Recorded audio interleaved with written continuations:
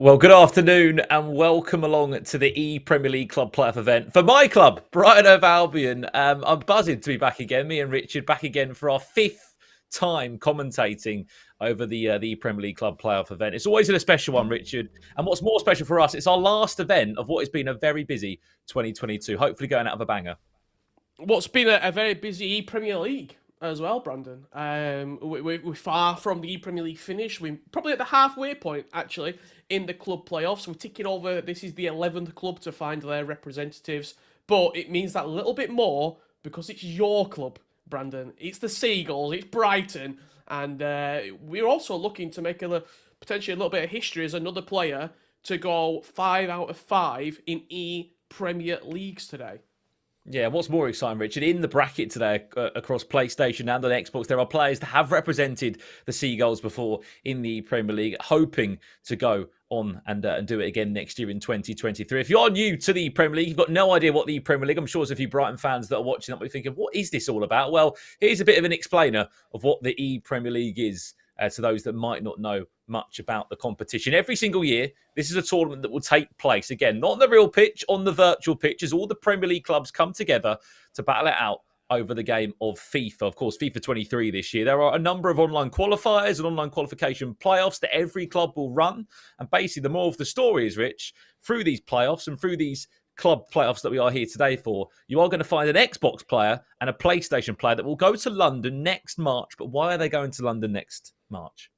Yeah, they're going to be competing in the finals. This is where each club will have two representatives, £100,000 in prize money, and one team will be your fifth Premier League champions. This is a complete open tournament. Anybody in the UK was eligible to enter. All you had to be was a UK resident, 16 plus. You could enter, you could play in the online qualifiers, and each stage we whittled down the competition. Today we've come in with 4 on the PlayStation, 3 on the Xbox. By the end of play today, we will have one representative from Xbox, one representative from PlayStation to be your official representatives for the ePremier League for Brighton.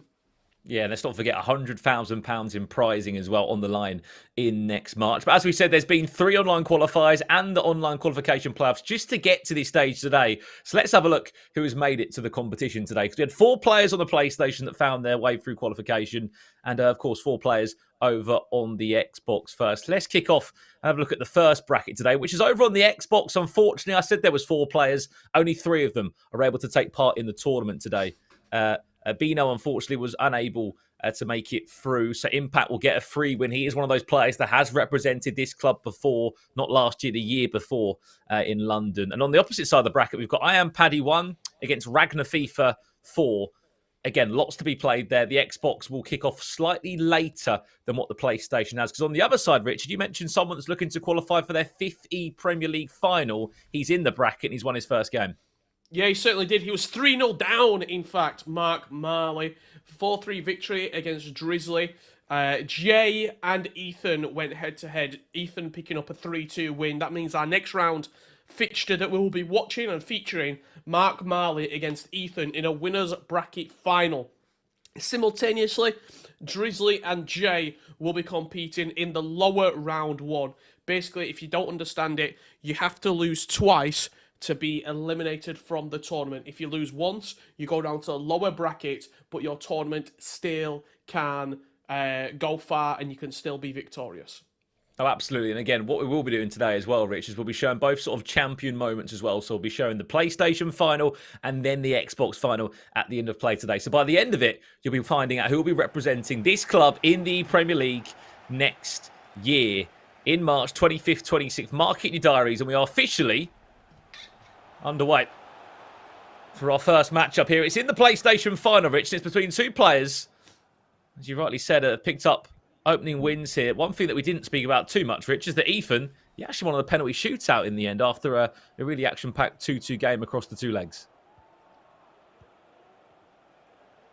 Just for anybody watching, if you are a Mark Marley fan, he will be EPL 6 and Ethan will be EPL 9.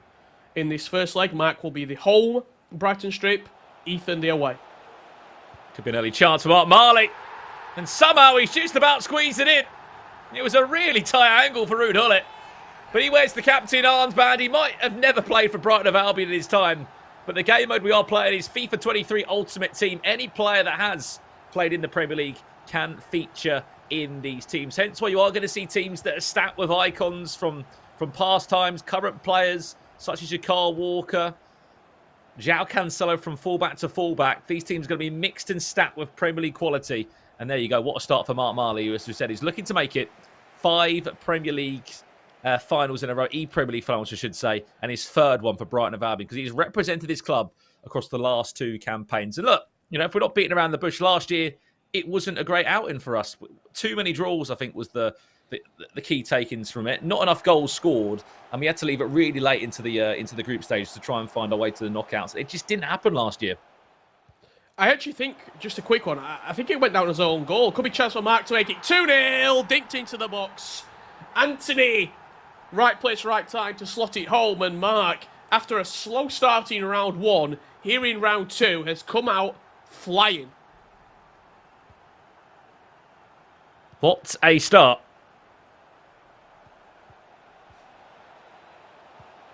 Ethan. He's back against the wall.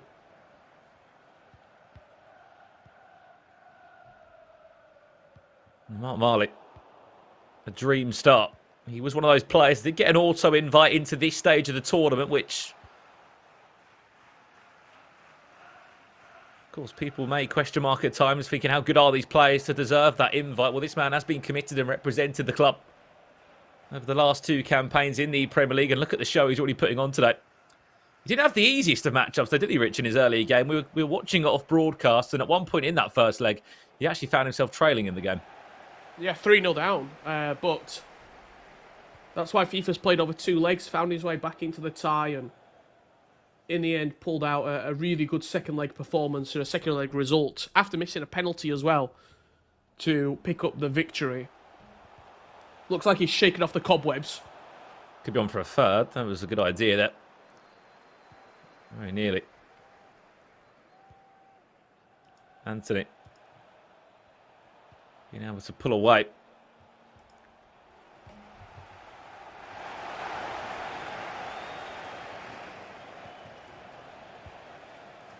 Nothing coming from the end. If you have just joined us again, good afternoon. Welcome to the ePremier League Club Playoff event.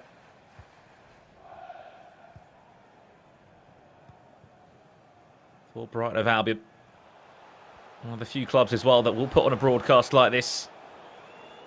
Shows their commitment to this ePremier League campaign year after year. Back to goal, could be in for a 3rd. Anthony can't turn his man. Vieira, as always, will be well placed there. He might be a CDM by trade at times, but by God, he can play unbelievable at centre-back, and that's always what he seems to do every single year we come back to this ePremier League. Anthony. Ethan's just never got into this game so far. We've been underway 27 minutes. It's been all Mark Marley. He's winning the ball high up the pitch. He's forcing errors out of Ethan, and it seems like whenever Ethan's coming forward, he's just running into a blue and white shirt at the moment. This could be a chance.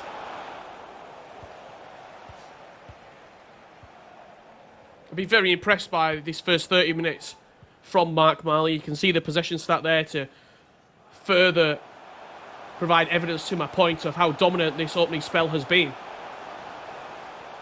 Look again, we'll look to tease that run. He was involved in the first goal that Mark Marley did score.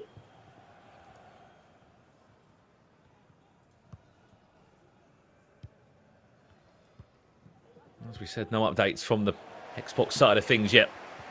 That bracket hasn't officially got moving as it stands. This is your winner's final on the PlayStation. Winner of this game will go into the grand final. It'll be a case of whoever wins waiting patiently for someone to find their way through that lower bracket. Is there a flick on available? Mark Marley for another one. Yes, please. 36 minutes on the clock. It's Cristiano Ronaldo that opens up his account.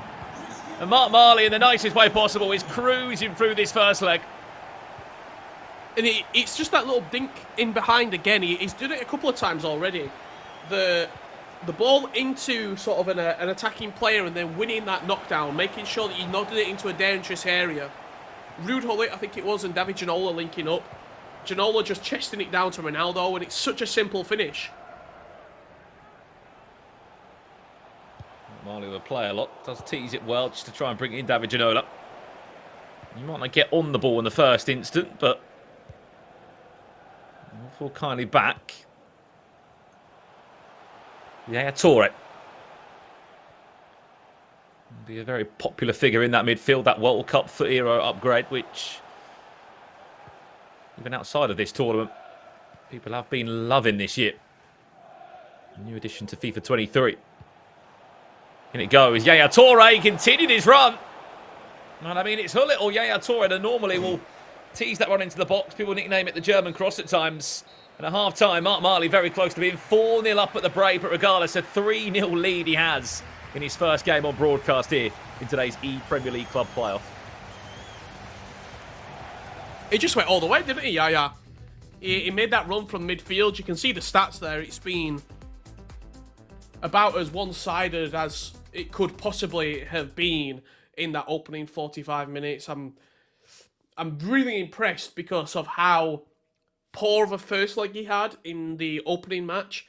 In the second matchup now, it looks like, I said it in the commentary, the cobwebs have been shaken off. He looks like he feels just sort of more warmed up, a bit more comfortable, a bit more confident. And from here on out, Mark had to lose that first game, I think, for the rest of the tournament, for the rest of the competitors, for them to have an opportunity. I think if Mark wins this game, which it looks like he's going to, progresses through to the grand final, I don't see him losing 2 best-of-2s in that grand final. No, absolutely. And I think one thing that's so great about this Premier League event, Rich, we've been involved with Brighton since the very start, back in 2019. And I saw just before we were coming onto the broadcast today, they might not have been in the top 4, but there's those same old names that we see every single time, whether at the Amex, whether we've been online in past years. Every year, turning up for this ePremier League Club Playoff and getting so close. But unfortunately, when you have got the likes of Mark Marley on this side of the bracket, Impact on the opposite side, those players that have just got that little bit more time to dedicate their craft to professional FIFA esports. And it's moments like this where you can really start to tell. The quality just shines through, doesn't it? And the cream often does rise to the top. Mark Marley looking for goal number 4. Hullet does well. We don't even need a striker in the mix there. No need for Anthony, no need for David Ginola, no need for Cristiano Ronaldo. Ruud Hullet is on for a hat-trick, I believe, in this first leg on the PlayStation final. A hat-trick in our eyes. I'm pretty sure the first goal that he shot has gone down as an own goal. I think it came off Van der Sar. So, by a technicality, I think he's only scored 1. But in my eyes, he's got 2. It's up for a debate whether the first one is or not. Keep in mind, everyone, this is two-legged matchup of FIFA with an aggregate scoreline which will unfold. So, as it currently stands, if it did end like this in leg 1, it would be a 4-goal lead that Mark Marley has to take into that second leg. Hence why we've been so honest in terms of the approach that Ethan's going to have, let alone in this game. Not the second leg. Could be all said and done by the end of this first leg at the moment with the way that Mark Marley is playing. Well, we've had the opportunity to cover a few of these club playoffs, Brandon, and when it really matters most, we've seen the pro player. We were watching it yesterday with Olelito, a Swedish pro. He won his first leg in the grand final 7-0. It just meant that the second game, there was no confidence for his opponent. There was no belief that he could try and turn it around. It was too big of a margin. And I think one thing that the pros have been doing is killing off these games before the second leg even transpires.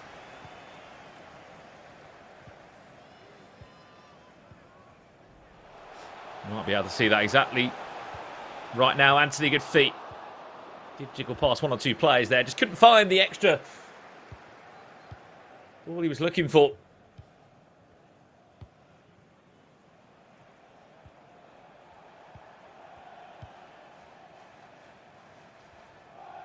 In terms of an update in the other game that's taken place, as we may have heard or seen, it was Impacts that got himself a free win in his opening round 1 matchup due to his opponent, unfortunately, Bino not being able to compete today. He's out the tournament, which makes it a three-man bracket. In the bottom game that will be deciding who will be playing Impact, the scoreline there is 6-2 after one leg. Ragnar Fee for 47. Cruising his way through that first leg as it stands, scoring 3 goals in each half of play as well against Ian Paddy. Making it a difficult tie there, but hey, there is still a second leg and a lot can happen in it. Pull it. We do also have a lower bracket game underway as well between Jay and Drizzly, the two people who fell to the hands of Mark Malley and Ethan that you're watching now. Jay winning 1-0 after the first leg of action, so still even match up there. Could be a goal back. It's the best chance he's had so far for Ethan. Let's pull the save out from Van der Sar, but nothing more than that. It was a corner that was taken and potentially wasted. Recycles it to this point on the pitch, and Vieira stops him in his tracks.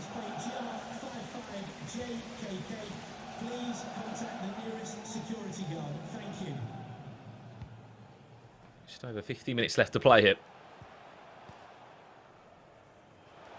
Mark Marley. 4-goal lead to take into the second leg before a ball's even been kicked.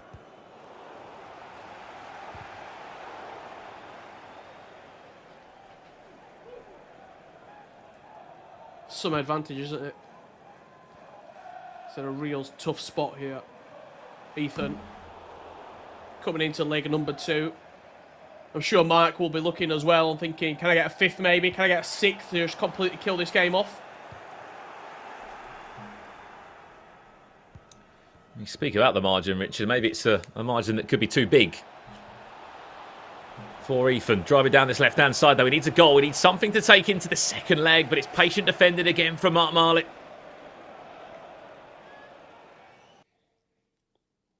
Into the pause menu we shall go. 10 minutes left to play here. I wish I could sit here and say that we would see a Brighton player on the subs bench at least, but unfortunately, we won't be seeing anyone from the Seagulls involved in today's tournament. Maybe, who knows, in March. Gives us about 3 and a bit months to try and find a promo player or a special inform along the way for the club's journey when that Premier League season does restart. But as it stands, I'm not going to be seeing too many Brighton players involved in today's broadcast. Just going to be plenty of stat players off the bench. You saw Eric Cantona there, waiting patiently maybe for his involvement. Well, I'm trying to think who you've got. Maybe Trossard. I think he's got an 86 rated foot item off the bench, potentially. I think he had a showdown, didn't he? Yeah. There's a couple Pervis Estepinan, the left back. He had the rule breaker foot item that I actually used, and quite good actually. I don't think he'll get in, unfortunately.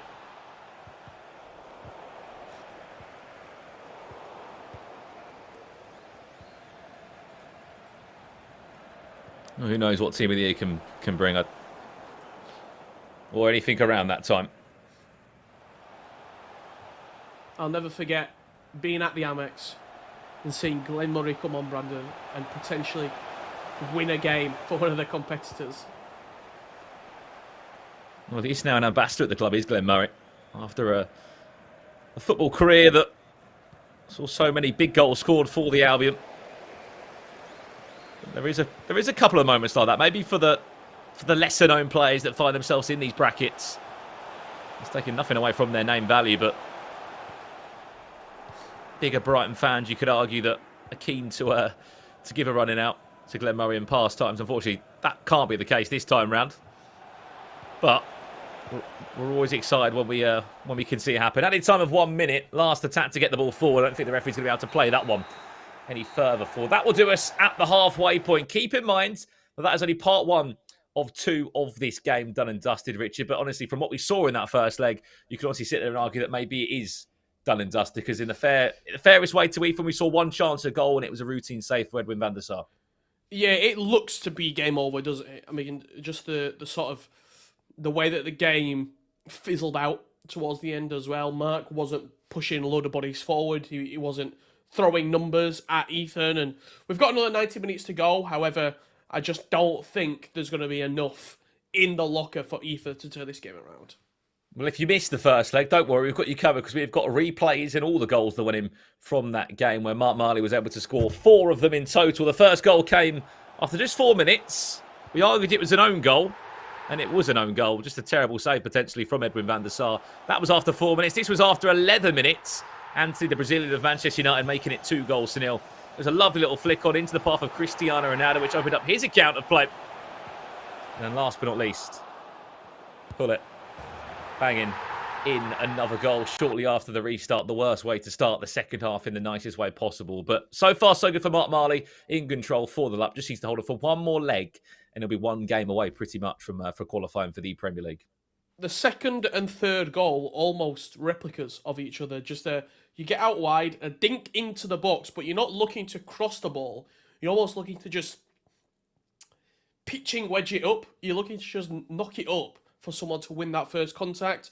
A header down, a chest down, a little, just a thigh or a touch just to relax it into the path of another player, and then just a simple finish. It's a goal that we've seen more frequently, I think. It used to be something you'd never really see, chipping it into the box and then trying to knock it off and play around that. But look, Mark Marley's having great success with it. Yeah, and he's cruising at the moment, isn't he, in the bracket? Let's have a look at that PlayStation bracket to just keep you up to date of where we are in this ePremier League Club playoff event. As we said today, we will be finding an Xbox player and a PlayStation player that will represent the Seagulls next March in London in the EPL finals. This is how it currently stands right now, I do believe. Of course, a lot of these games are still live. So Mark Marley's game against Ethan is live right now. Drizzly against Jay is also a live fixture as it stands right now. If Mark Marley wins this game, he will be in the grand final. And I'll have to wait probably about an hour or so for one name to come through that lower round 2, where the loser of Mark Marley against Ethan and the winner of Drizzly Jay will meet on that side of the bracket. Then they'll meet in a grand final, the winner of that one. There could be a bracket reset. Again, we haven't seen so many of them this year round on the ePremier League stage across a number of clubs. Over on the Xbox, Richard, what is the storyline over there as it stands? Yeah, well, there's not too much that been happening on the Xbox at the moment. Obviously, we had Impacts who progressed through into the upper round 2 through a bye. And Ragnar FIFA is having his way at the moment with I Am Paddy. 6-2 that matchup is currently situated at. Impact's waiting for the winner of Ragnar and Paddy, and then that match will be taking place. Xbox will always be played one round behind the PlayStation matchup. So as we prepare for our PlayStation Grand Final, as soon as that's finished, the Xbox Grand Final will be ready to rock and roll. Yeah, one thing I love as well from Ragnar FIFA in that game, yes, it was 6-2 and it wasn't a clean sheet, but 3 goals on average per half he bagged in that game. And I've just looked across the board. He's just made it 7-2 as Ragnar. No, excuse me. He's just made it 9-2. I don't know what's happened there, but he's just scored 3 goals in literally no time at all. That's in the first half. It comes in threes. First half Wow. In that second leg leads by 9-2. As it stands, Impact might have his hands full in that winners bracket final, where he'll be taken on, as it probably does stand and will end, as Ragnar FIFA leading 9-2 in that one. And unfortunately, Iron Paddy will drop down to that lower round, and we'll have to wait patiently for a rematch there. So lots of games still going on, lots of matches still underway. As soon as that PlayStation game is back between Mark Marley and his opponent Ethan, let's jump over to it right now, which seems to be at the perfect time timing as we just kick off.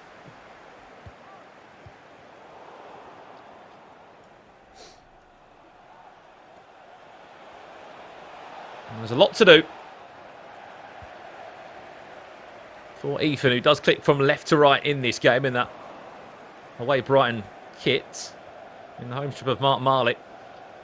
4-0 he leads. Again, such a cliche remark, but the first goal literally will mean everything in this game. That Croqueta was nice. Great save, Van der Sar. As Mark Marley does get the goal. It's a 5-0 deficit, and in the nicest way, I just don't see anyone coming back from that, pro or not. Looking to hit it over the top, doesn't fall for him in the end. I want to ask you a question, Brandon, because obviously you're a lifelong Brighton fan. What's it like to see your club in the Premier League? Like, people are competing to represent the club that you support. You know, well, it's hard to sit here and say there's not a favourite every time the Premier League finals do come round, but on the opposite side, commentating on Brighton games is always a difficult one. Mark Marley makes it 5-0. And we said the deficit might be a little bit too much there as Mark Marley is cruising his way through. But back to the point, no, sorry. I mean, I've had the pleasure, and we have together, of watching Brighton compete in the last 4 Premier Leagues. It's been a very mixed bag of results. First year we got into it, everyone was new to it. It wasn't the best outing from us. And then last year was quite disappointing. But the 2 years in the middle weren't as bad for us as a club. You know, Mark Marley gave us some great runs. I do think that Mark Marley and Impacts, on paper, if they do qualify from what we've seen in terms of favourites, they could be a really good team. But we'll have to wait and see. And again, you know, looking across the board, Richard, as well, the other 10 Premier League clubs that have already done their events and they've already found their players, it is looking like a very difficult and stacked tournament this year in London. Oh, no, absolutely. It's probably going to be one of the most stacked tournaments of the entire Premier League annals, as CR7 gets one back there for Ethan. Is it a consolation, or can it be the catalyst, potentially, for something extraordinary? It's a bit of a shame for Ethan that it's taken him not just the second leg, but to concede as well to get his account opened in the game. But I think what you might be seeing is a 4-2-4. A really attacking, pressing action from Ethan as he has to go for this game. What has he got to lose other than falling down into that loser bracket? This is nice, though. Maybe that goal just sparks a little bit of confidence inside of him to say, look, I am here for a reason. I did qualify. Try and represent this club.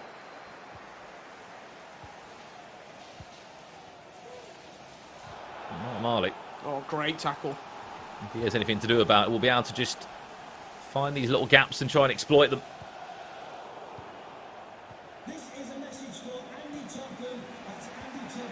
Here he comes. There's Hullett again, making that same run forward. Watch that back post as Hullett might look to try and whip it across, or is there a cutback available? Wins a corner.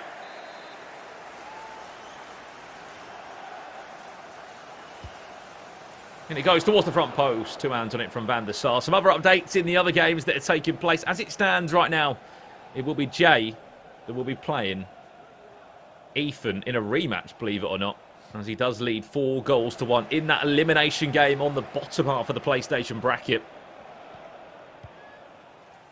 Which would mean that Mark Marley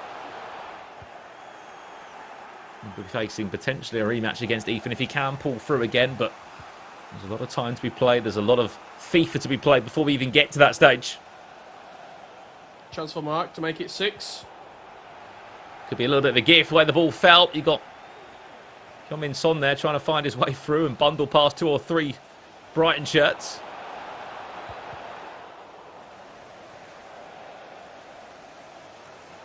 Deflected off Ginola. This is where he can be dangerous. One more pass finds Hullett. Back to Anthony. Goalkeeper movement may have been a bit of a mistake. And Anthony will gobble that one up without any problems indeed. 30 minutes on the clock. And unfortunately, if you're an Ethan fan, it's a 5-goal deficit that now he has to chase again. Yeah, he's just in a really tough spot, isn't he? Again, put on the back foot. Just to look to building a little bit of confidence, trying to get back in the game. 5-1 still would have been a huge turnaround needed, but Mark Marley killing off the hopes of a comeback. A big win there. João Cancelo pulling him from left back.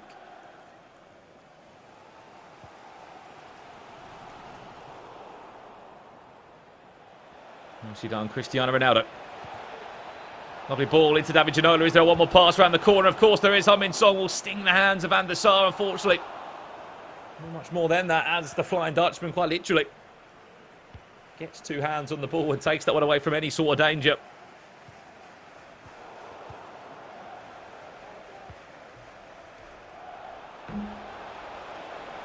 It's looking like more, unfortunately. Cristiano Ronaldo maybe went the wrong side of the goalkeeper in hindsight.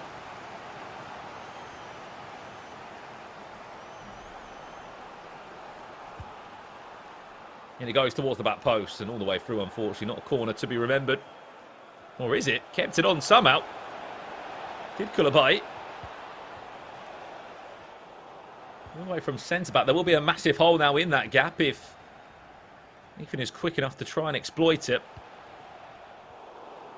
You can just see that. That was covered pretty nicely there, Anthony. Martin Marley wanting goal number 7 if he can. Great feet again. He's looking for that one more pass, that killer pass in the box, which would create pretty much a 99.9% chance of scoring a goal.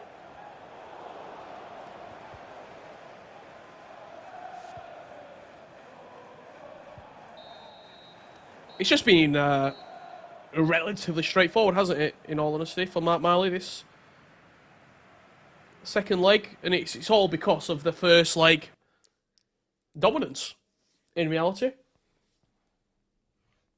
Look at the stats at half-time. 7 shots on target. Very nearly a 7-goal lead from that man as it stands right now. 5 goals in 45 minutes just will not be possible, I do not think at all. In the other games that are taking place, as we said, it looks like Drizzly 8 is falling out of the tournament on the PlayStation side of things. He has just trailed. Unfortunately, 5 goals to 1. 4 goals needed in the second half there before that is a full-time result. And we can pretty much confirm it will be a rematch in the loser final. Again, that's another elimination game. It will see Ethan take on Jay again. Last time they played, it was a 2-2 game that needed penalties to decide them. What a chance it is for revenge for Jay, or over a repeat result. Or even just to get things right and to say, look, I want another chance at Mark Marley. But this time it'll be in a grand final. And this is the best chance to beat him, isn't it? You want to get that revenge. You want to get it in the best and biggest way possible. Grand final opportunity. And speaking of other results, just go on. On the Xbox, Ragnar, 12-3, he leads. He'll be playing Impact in the winners' final there. What performance, what a statement he is sending to Impact. Says you were, mate. Sorry.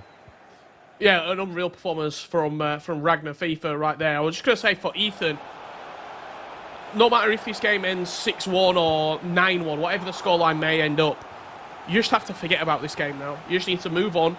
You're going into another match. You're going into a brand new game where you have to really just try and focus up and just take the game as it comes. Because you're going into a big game. You're going to be taking on Jay in that upcoming matchup where it's sort of a two mentalities coming head to head. One person's just coming off the back of a big win. One person's just been absolutely pumped. So you have to mentally just completely reset. That's what we're talking there, Mark Marley. I mean, it's 7 goals, and it's not a bad outing for Mark Marley. On paper right now, he has scored 11 goals so far in this afternoon's ePremier League Club Playoff event. It's been quite the start.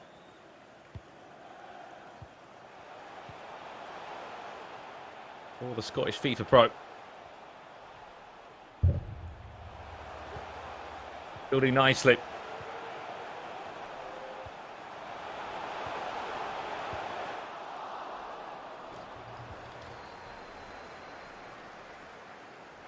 I think for Mark Marley, the biggest thing was just the sheer dominance in that opening leg to win the game, to keep a clean sheet, and to go into leg number 2 knowing that you have a huge advantage and you are almost within touching distance of the grand finals. My biggest takeaway really was the difference between Mark Marley game 1 and Mark Marley game 2. Got a little free kick here for Ethan. Be nice to see him get another couple of goals to give himself some confidence going into that next matchup. Doesn't fall on this occasion, but the 3-0 defeat that he had in game 1, leg 1, compared to the truly outstanding game 2, leg 1 performance was night and day.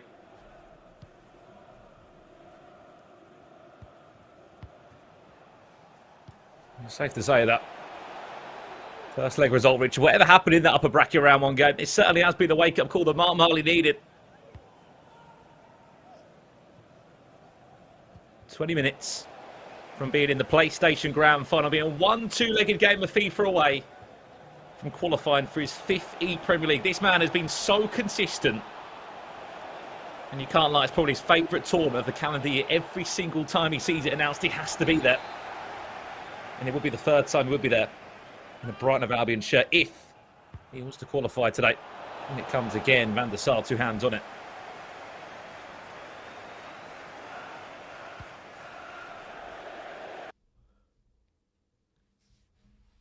Into the pause menu. We will go again. 60 minutes away. We are looking at Mark Marley's POV. This is what his recipe to success has been, for those that are wondering. It's that 4-3-2-1, isn't it? That you get the central midfield runners going forward. You get the options for the knockdowns as well, which he's had so much success with. And you just sort of swarm your opponent.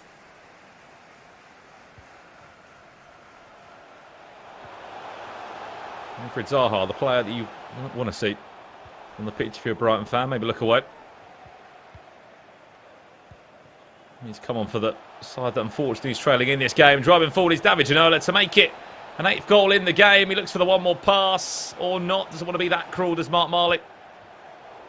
Doesn't need to be that cruel. He definitely wanted to get it. I just think the pass from Ginola was quite poor, to be honest. It was behind the player. Hullet then couldn't offload it quick enough. They did well just to get bodies back on the line.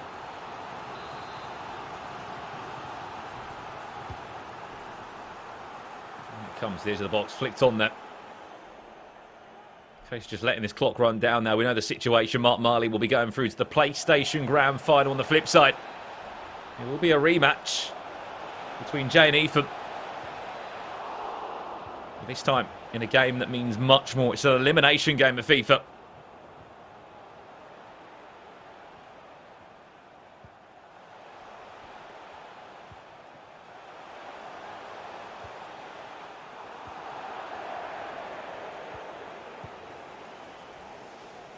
Look at the gaps in behind. Pull it. Wow. Some finish. You can just see Mark laughing there. Rude Hullet. He has been unbelievable for Mark Marley in this winners bracket final, I have to say. We do know one thing about that man. One of his icons does come out as a centre forward. Certainly can finish and get in around the box. What a finish, by the way. He's hit that so hard. What a game for Mark Marley.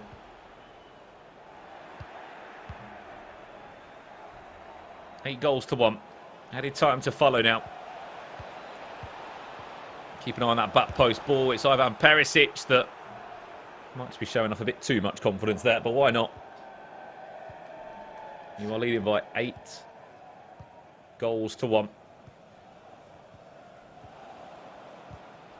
As we said, the PlayStation is 1 round ahead of the Xbox game, so if you are, keep an eye on how Impact is getting on, for example. He hasn't actually kicked off in his winners final yet. Cutback available. No, it's not. And that will do us, I think, a 9-goal thriller, unfortunately. That first leg, we did mention it would, and it sort of was the biggest factor there, Richard. A 4-goal deficit, near enough at the halfway point. It means that Ethan was always chasing the game. Mark Marley just did what he could and just added more goals onto the tally, made it a case of he had to try and go for the game, which Ethan did, and then the game just continued to pull away from him, unfortunately. We knew that was going to be the story of the game, didn't we? The first leg performance set up. What we could have penned the second leg, given how good of a win it was for Mark in that opening 90 minutes. Just a real sort of professional performance. Got the job done. Looked like he was having fun at the end of the game as well. That finish from Hullet is ridiculous. And off he goes to the grand final, Mark Marley. Congratulations.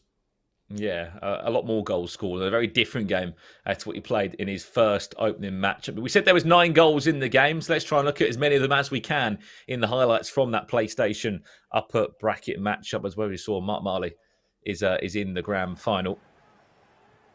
Here we go. This is what started here, Richard. 4 minutes in. This was from the first leg. Again, we are showing you across both legs of action here. You just see the little dinks into the box. That one there, Anthony got on the end of it. This one passed into Ginola. He chested it down for Ronaldo. And Mark Marley just started running away with this tie. Great feat from Ruud Gullit. You can count the amount of times Ruud Gullit was impactful in this game. It 6 or 7 different opportunities where he was getting goals or assists and making things really, really tick over for Mark Marley. Heung-min Son into Ruud Gullit. His shot found its way through to Anthony. Very scrappy goal, but you're going to take it no matter what. And to be honest, Brandon, it was just a really good professional performance. So this was the pick of the bunch. Oh, what a finish it was. What a way to send yourself into a PlayStation Grand Final. Mark Marley pushing aside the rest of the pack here over on the PlayStation. He will now wait patiently, probably about an hour or so, to play his biggest game in this tournament, which is the qualification game for the ePremier League. Instead, on the opposite side, we will see a rematch in that elimination game, Richard, between Jay and Ethan. Obviously, last time they played, it was a 2-2 game, and it needed penalties to decide them. But this time, it's an elimination game. There are no second chances. You lose, you're out the tournament. And for Ethan, and to be fair for Jay, I'm sure they'll be like, look, I'd love to have a go at Mark Marley again in that grand final. And I can assure you, it probably won't be an 8-1. No, I mean, but they've both come off the back of big results, and we'll see that confirmation of the results and the bracket very shortly indeed. But I think that you just have to just forget about it. You can see the games here. Mark Marley beat Ethan 8-1. Jay has just won 6-1. So you've got two really completely different mindsets coming into this game. One player who's full of confidence, one player who's just had it knocked all out of him. That will be our featured matchup here, lower round 2 action. Ethan versus Jay, looking to set up a rematch with Mark Marley. Yeah, and I think we've got the Xbox side of things too, which ended quite interesting. Look at that for a result. 15 goals for Ragnar FIFA in his first outing in the Xbox bracket. We can confirm that he will be going through to play Impacts in that upper round matchup. We haven't seen him on broadcast yet, Rich Ragnar, but he's going to give Impacts probably a good game after the back of scoring 15 goals across 2 legs of FIFA. No, he certainly will, and we'll be keeping our eyes on that game. I can assure you of that.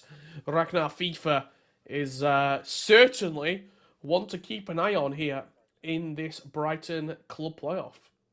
Well, look, we've seen one round of action already here in our EPL club playoff for Brighton Hove Albion. There is plenty more games to come. When we get back, we'll be looking at the bottom side of the PlayStation losers finals, and then we'll have an Xbox Grand Final and, of course, a PlayStation Grand Final to find out who will be qualifying for the Premier League this year for the Seagulls. Don't go anywhere. We'll be back in a few minutes. Plenty more FIFA to come here today, this afternoon.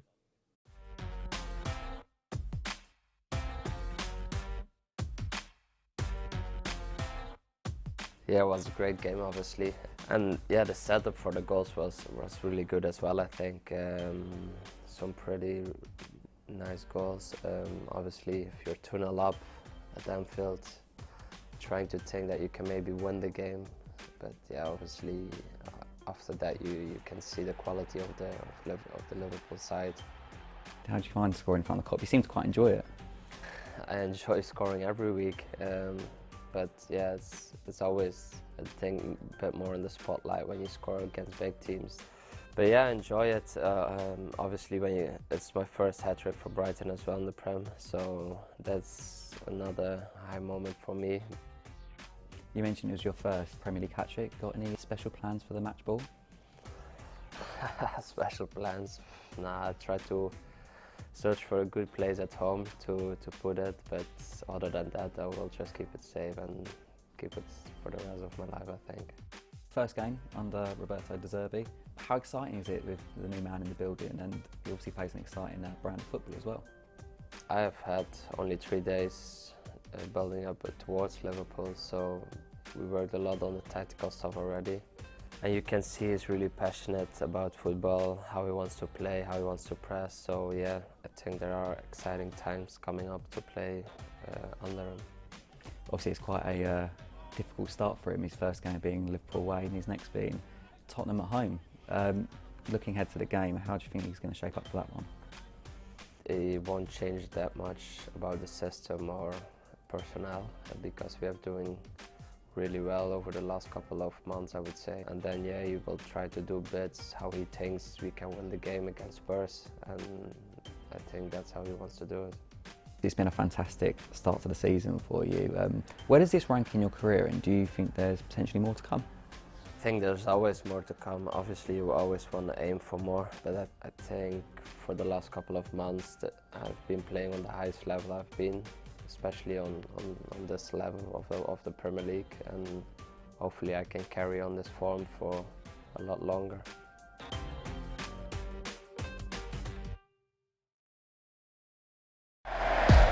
I'm aware of that, yeah. Yeah, you're aware of that. Yeah. So we're going to look at these clips of you and the gross turn against Newcastle at the Amex. And we see there, we just feint with your left foot, and then you do it with your left foot, turn the defender inside out, which buys you that second to put it in. Yeah, exactly. I got a ball there and the defender closed me down, so I can't cross it like that, so I need to do it to have like half a yard and then put a ball with pace in an area where we have bodies. I think if I cross it straight, it's easy to block for the defender, so it gives me like half a yard to play a pass or a cross. So when you're going to do that turn and you go back, that is, you're already thinking, when I do this, I'm going to put it in? Yeah, I'm thinking when I get a yard, when he's buying it, yeah, I put it in. Sometimes they so don't. You want to get the defender off balance. Off balance. To create that yard. Exactly. If the defender closes me down, I put it like, if the goal is there, for example, put it on my left, like I put it in swinging to the goal, and defender goes, so I put it there, put it on my left. I know it's a perfect way to put it first time in. And as you're approaching me there, your body shape's looking like you're going to cross it. You've got to make him believe that you're going to cross it. Yeah, so I have to proper go for it, even same with or I have a short edge of the box. I need to make like I'm doing it, so you need to believe it.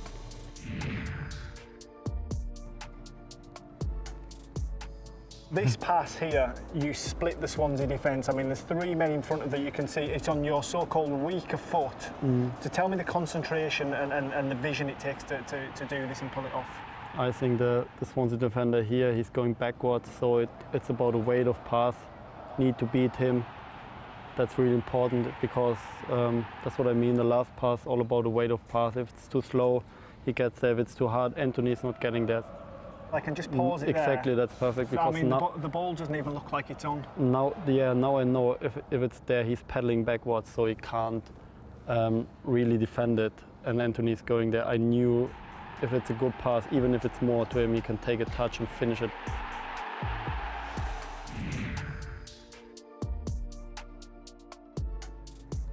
So Pascal, we've talked about the gross turn, we've talked about creating an assist, now we've moved on to shooting. This one I like because it's very different for you. For me, it's all about keeping calm in that moment, because you know there's a goal about to come. Yeah. But you don't want to get too excited, because that's when you sort of stop concentrating. And early again, I think always what helps first time finishes, or when you have a touch, when you hit it early, sometimes keepers are not set. So I try the moment I put it on my left, I knew I will try to hit it as quick as I can the far corner, because he comes out that way, I go that way. Yeah. So I try against his run to hit it early in the other way. Your first touch is just heavy enough to entice Varane, but not that heavy that he can actually challenge you. We've talked about it, we've looked at the clips, now you're going to show me how to do it. Pressure. You show me, you scored more goals. I'll be kind. And nice. So you like it firm? Yeah. Yeah.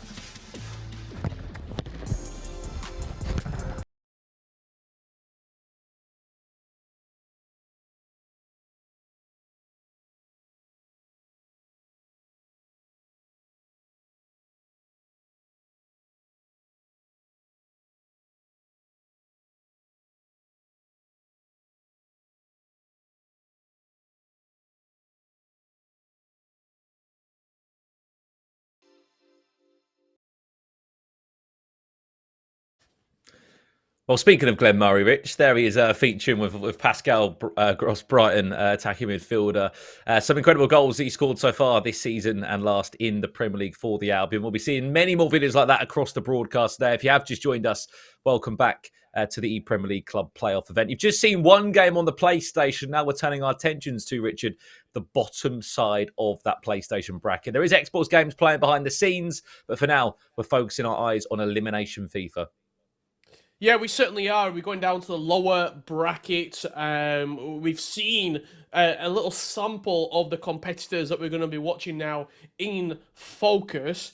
However, it's going to be a little bit more nervy and a little bit more edgy, because if you lose this game, you are eliminated from the tournament. Ethan against Jay. How did they get here? They matched up earlier on today. Ethan won that match 3-2. That sent Jay down to the lower bracket. Jay then beat Drizzly 6-1, booking his place in this matchup as a top 3 finalist. Ethan, on the other hand, well, he was beaten comfortably by the hands of Mark Marley, setting up this lower bracket final. You win this game, you're still in the tournament, and you still have an opportunity to take down Mark Marley in the grand final. Yeah, you do indeed. As you said, though, it has to go via the long route if you want that to happen today. Ethan versus Jay will be our match in focus. And we believe behind the scenes, we'll also be seeing Ragnar, FIFA 47, taking on Impacts in that upper bracket matchup there, which I'm just looking across this, Rich. I think he might be on for a serious player. He's just scored 15 goals in the upper round 1. But in qualification, Rich, he won against the same player, I Am Paddy, 18-6. This man is a goal scorer. He likes to score plenty of goals, and I'm going to be very interested to see how Impact plays against him. So it's either one or two things. Either Ragnar FIFA is one of the best players to ever play, and we've just not seen him, or he has just got I Am Paddy's number, and he's phoning it in time and time again. Every time he plays him, he knows that it's going to be 10+, and he knows that he's got the better of Paddy. So I'll be intrigued to see what Impacts does up against Ragnar FIFA and how he takes that matchup. That game will be taking place simultaneously, so we'll give you all the updates as it transpires. I Am Paddy and Bino will be a bye for Paddy. He will move through to the lower bracket final, with Bino unable to compete this afternoon. Yeah, unfortunately, Bino not being able to get into the tournament. I Am Paddy, I hate to say it, he might be on the back of a third matchup against Ragnar. Again, I can't believe I just read that. 18-6 in qualification when they played maybe like 3 weeks ago. Matched him again in the bracket thinking, oh God, here we go again. And then, yeah, comes out flying. But fair play to Iron Paddy. He had to go through the loser bracket in qualifiers, online qualifiers, those were, to get into this top 4 today, which is still one hell of an achievement to be on the broadcast, to be on the show. But I cannot wait to find out what on earth happens with that Impact game, especially for Impact as well, Rich, because he didn't play his first game. He got a bye. You know, that goes one or two ways for a lot of these players. I mean, some people like to play that first game just to get a feel of playing FIFA, get a feel of the rhythm they want to play. For other people, it doesn't bother them. We've seen this a couple of times. We saw it yesterday when we were covering another ePremier League tournament. We saw it last week when we were covering one of the first ePremier League club playoffs that we were sort of commentating on, Brandon. A player who had gone through being the sort of selected player by the club got a bye in their opening game. In that winners bracket final, they were a little bit slow. They weren't up to the paces. They weren't up to the speed of the game, because they'd not played a match yet on stream and they'd not played a game yet in this environment. So I think this will be the time to beat Impacts if you are Ragnar FIFA. If you're wanting to do it in the grand final, I think Impacts by that time will have caught up, and you're going to need all the advantage you can get, with that being a winner's bracket advantage. Yeah, keep in mind as well that we have seen Impact obviously be a 2 times ePremier League finalist before as well. One time he has actually represented the Seagulls a few years back now. He's a player that's been to this tournament before. He knows exactly what it means to get there. And especially now, with the ePremier League being as big as it ever has been, £100,000 on the line for a lot of these players, Rich, especially those UK top players. It's a tournament you have to be at. You have to be involved. It's the tournament that you have to make as well. It's sort of the one where you know everyone's going to be there. You know it's going to be not only a great tournament, but probably a great social event as well, a great networking experience. Everyone's going to be there. Everyone comes down. They all bring teams and clubs, and it is sort of a really big thing to be at the ePremier League. So you want to be there. You want to be represented, and especially given the fact that Brighton have fast-tracked you to the club playoff. Yeah, exactly. You feel like you've got a bit of a point to prove as well. But yeah, you're right. What a chance for 40 players, 20 on Xbox, 20 on PlayStation, to really showcase how good they are in the biggest UK FIFA tournament of all. We hear that that loser game is pretty much ready to get underway now. It's over on the PlayStation, as we said. Whoever loses this is eliminated out of the tournament. And we are seeing Ethan taking on Jay in this one. Ethan from left to right after an 8-1 defeat in his last game. We'll take on a rematch against Jay, but one thing we can confirm, and I'll put my neck on the line here, which I don't think should cause me many problems, is that I wasn't going to say we're going to see an 8-1 goal swing again. But what a start for Jay, who was on the receiving end of a penalty shootout defeat to this man in the upper bracket round one. They meet again in the loser final. This is an elimination game of FIFA, and what a start it has been. And unfortunately, again, it's on the back of conceding more goals for Ethan. Yeah, it's not been a great couple of games, has it, for Ethan? 1-0 down within the first 3 minutes. Another cross into the box that he's conceded as well. Lofted in there, and just a simple finish in the end.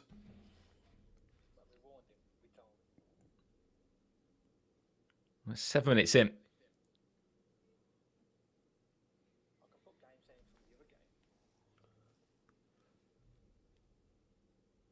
As it stands right now, Jay cruising after a very well taken goal 7 minutes in. How was Ethan going to respond after a very difficult last matchup? Here's João Cancelo now looking for a cutback if he can find it. Unable to twist and turn the way he wanted to. Ethan, it's so key that he just gets back into his rhythm. Back into the way that he has been able to play to find his qualification into this tournament today.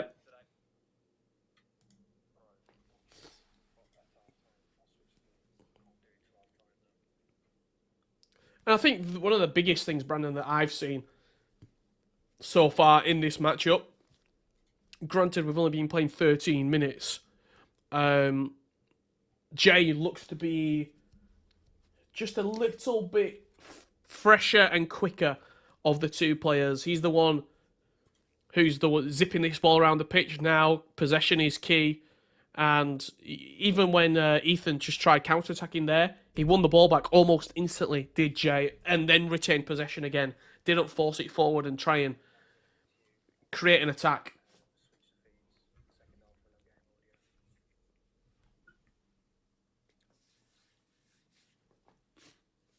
Here comes Ethan again, as we said last time they played. 2-2. Across the two legs, Cancelo. Is there one more pass available? Anthony. Should be an easy tap in, maybe. The idea was there. It's not going to be back for a penalty. Instead, I think it was an offside call or maybe a free kick on the opposite side.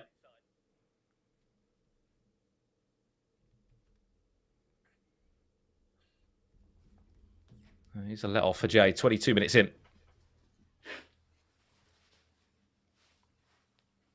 Ronaldo. There's a great through ball. It's a running race now. Koulibaly has to try and chase. Needs his teammate Vieira there just to come back round and just offer the support he needs. Have you been surprised with how important and influential Anthony has been in these squads? Because I think when people were making their first teams for the Premier League, he wasn't really talked about, featured too much, but he seems to be a regular starter now. Correct me if I'm wrong, is it his ones to watch? It is, yeah. And he's what, 86 rated? I think it's not Yep. like, don't get me wrong, I know there's probably players that might be sniffing around the sides of this team that might be around that same sort of rating, but you're right, he's probably not a player you would have expected to maybe start in these teams or at least make the impact that he has. But this position that he holds in the team is pretty incredible. And that's not just across this ePremier League club playoff event, it's across a number of different clubs. Pros, competitors, they've just been able to create this new dimension for him, and he's just been so good, and always seems like he pops up in amongst all the goals. I think it's a combination of obviously the 5-star skill moves and the just mesmeric electric pace that he has off the mark to get in behind, and with the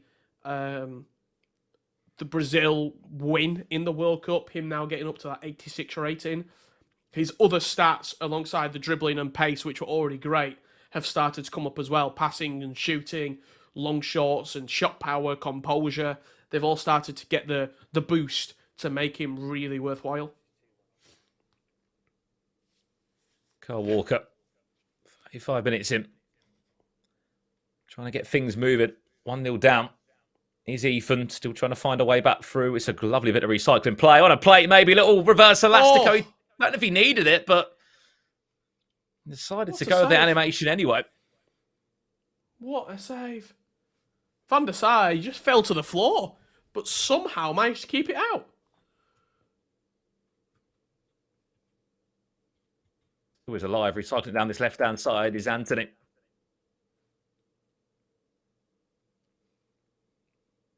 Still, Ethan, as much as the ball keeps bouncing back and it's sort of half defended, still isn't being fully dealt with.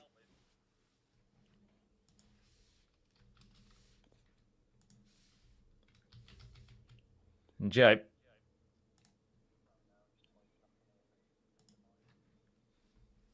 Looking to break away. Yeah, Torre. Back to his usual central midfield counterpart. No matter the formation, you can expect one thing, those two. Alongside each other.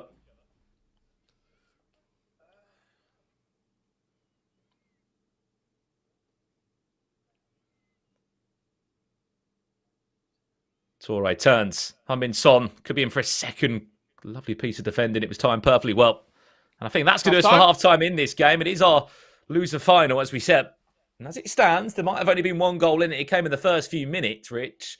But there's been a lot of chances. There's been a lot of possession on the side for Ethan. If it wasn't for maybe a good save or maybe one too many passes, maybe an extra skill move when it wasn't needed, we could be looking at an even scoreline. I think it's a little bit harsh to say it was an unneeded skill move. I think it was a fantastic save. I actually think the shot itself probably wasn't where he wanted it to go. He sort of shot straight down the middle of the goal. If he goes to either corner, it's a guaranteed goal. I think the problem at the moment that Jay's had is he's not been able to push on this scoreline. He's not been able to further extend his lead, and Ethan has shown as well. He's punched back. He's shown that he can go forward and he can create chances.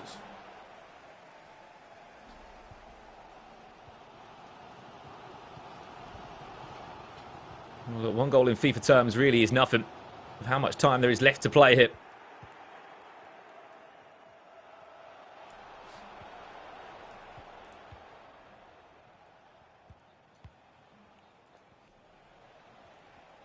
If you have tuned in to find out how Impact is getting on in his upper bracket matchup, that's the winners' final on the Xbox.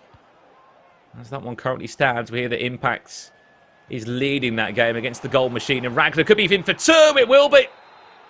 And again, it's a quick start from the second half for Jay, who doubles his lead and now makes it even more difficult for Ethan, who must be feeling it now. He has only scored one goal across the last 5 halves of FIFA he's played.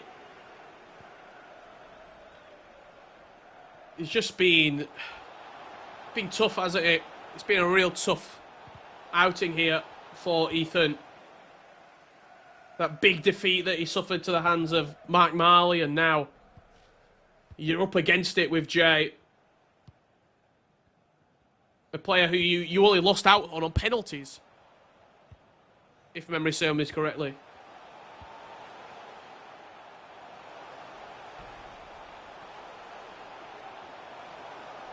Good feet here, Cancelo.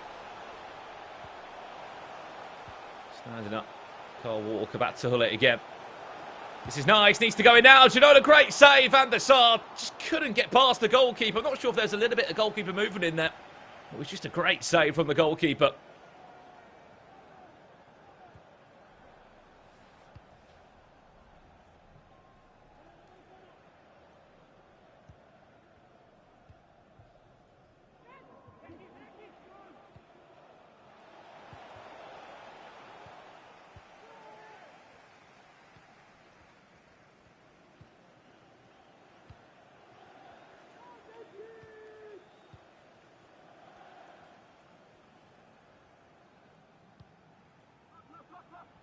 Ronaldo pushed out into this right-hand side.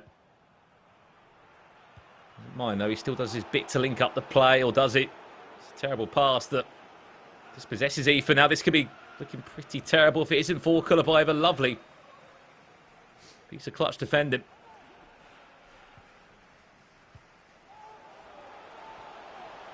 Anthony, keep an eye on his run on the edge of the box.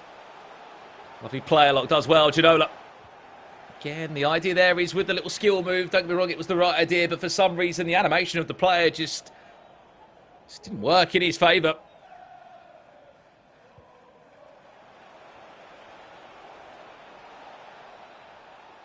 Ronaldo, scoop turn inside. This is clever. Heung-min Son with a play, maybe. Ginola lets him down with a touch. It was a terrible touch from Jays forward.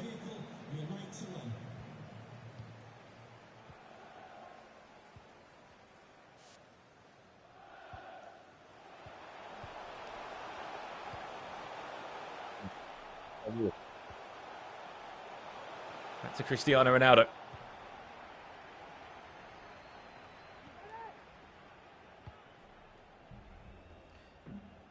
And do you think, how much do you put into the fact that Ethan sort of, he struggled to not only get going in this game, but in the last game as well against Mark Marley now?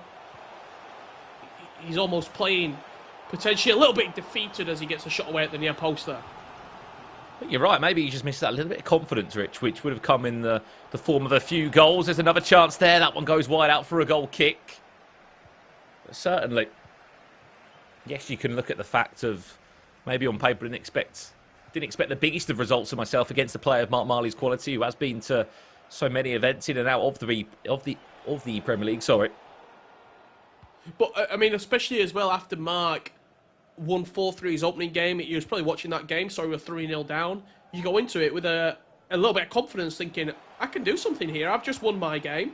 Yes, it was on a penalty shootout, but I'm still feeling good. And you get beat the way that you did. It can't sit nice. Has to find a way through now. Heung-min Son again. Van der Sar in the way. Time and time again, just keeping Jay. 2-goal lead. And this is what's not going to help him, Rich, also, is the fact that he just cannot break down his opponent in the nicest way. We are edging towards, technically, what? Nearly 6 halves of FIFA, where Ethan's only been able to find 1 goal. That's across his... Just look there. That the 2 CDMs and the 2 centre-backs, 4 absolute man mountains. Hullet, Torre, Koulibaly, Vieira. That is a lot of body to try and get around in the centre of the pitch as fresh legs come on via, look to my Eric Cantona and Anthony. Well, Ethan's done so well getting the ball around these areas. He gets to the edge of the box, and don't get me wrong, it must be so difficult to break down this sort of 2 banks of 4 you're seeing that Jay's been able to line up a few times now. He just needs the ball to fall to him in the right way. He needs to just get a goal. Spark some confidence he had in those qualifications, which got him here today to this club playoff event, as he's a top 4 player on this console. Turns his man back inside. It's a great save round the corner. Erling Haaland, not Cantona, apologies, who was introduced.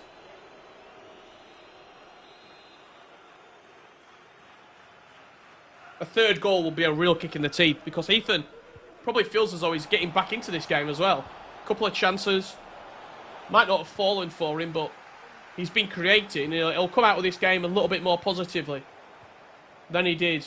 Than he would have thought maybe after 1 half. Well, half-time in this elimination round of action on the PlayStation. It just doesn't look so good, unfortunately, for Ethan right now. He is technically 19 game minutes, 1 leg of FIFA away from leaving the ePremier League club playoff event here with Brighton. Something has to change, and I mean, it has to change pretty soon, Rich, because otherwise he's going to be finding himself leaving the tournament. No, it certainly does. I think he looked like he was trying to create a few more chances back at the end of that game there. I think a Son shot, a couple of good saves from the goalkeeper as well. He was creating, he was getting back in the game, but something's got to drop. The dominoes have to start falling to get something back in this game, because having good chances, having good shots, unless you're converting, doesn't mean anything, unfortunately. Yeah, unfortunately, in the nice way, it's going to mean you could be leaving the tournament. Last thing we heard about Impact is that he was actually cruising through his game. I mean, he was up by 2-1. Got the latest there, Richard, on that Still scoreline. 2-1. Still 2-1 again. Yeah. No second leg to be played there. We'll do our best to give you as much of an update as we can from that game.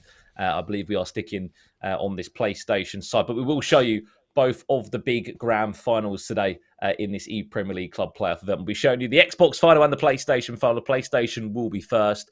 The reason we're playing this game right now is to find out who will be playing Mark Marley in the final, which as it stands, it could be a new matchup, Rich. It's a player that hasn't played Mark Marley so far in this knockout bracket. Yeah, certainly. I think as well, we know that Jay's a real good player.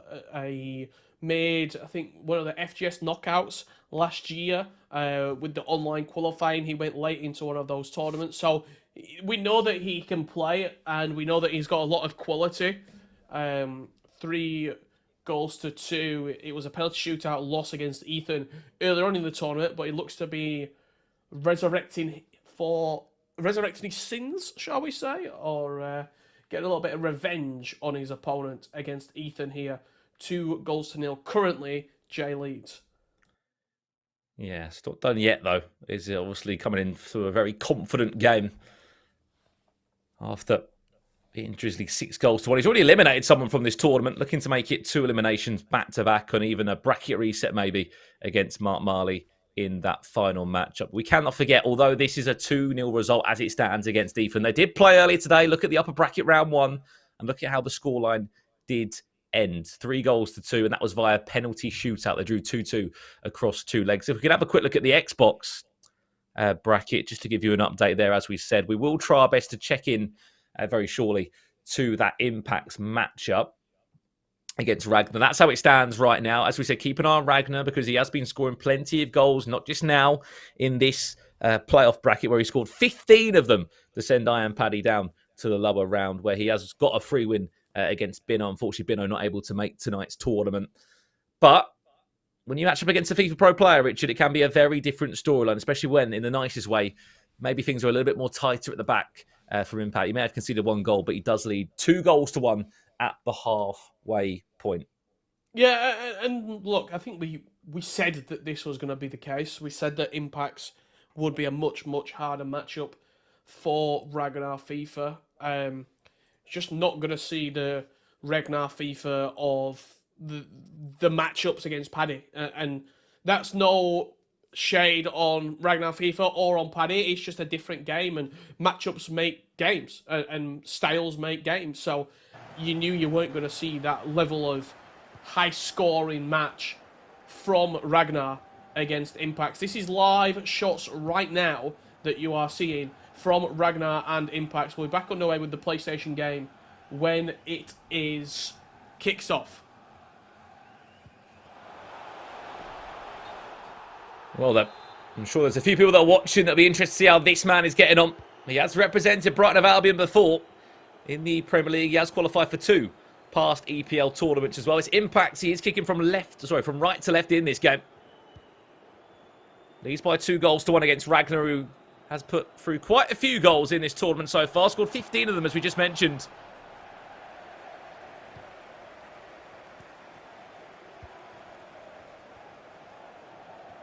Also in qualification, he was on the winners bracket side of things. Didn't even have to touch that bottom half of play. A ridiculous 18-6 win against Iron Paddy. As we said, unfortunately for Iron Paddy, if Impacts does beat Ragnar now, it is going to be another matchup for Iron Paddy. He'll be thinking, please, come on, not again. I just want to stop playing against Ragnar.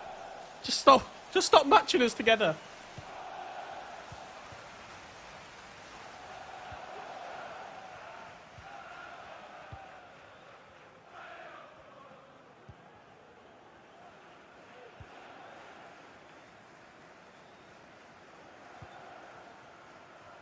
Let's see if we can see this goal-scoring form from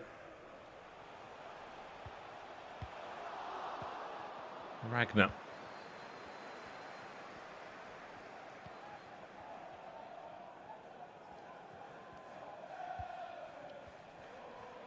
Obviously, keep in mind that everyone is from the comfort of their own homes.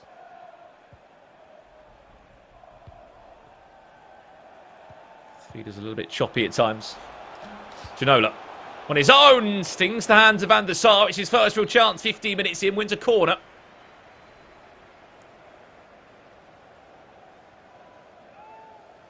Great feet as well from David Ginola, opening up the space in and around the box. Good save, though, from Van der Sar. Oh, off the bar.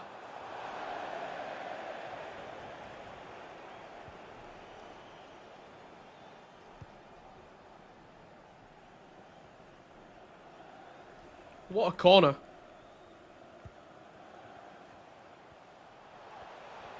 Very nearly.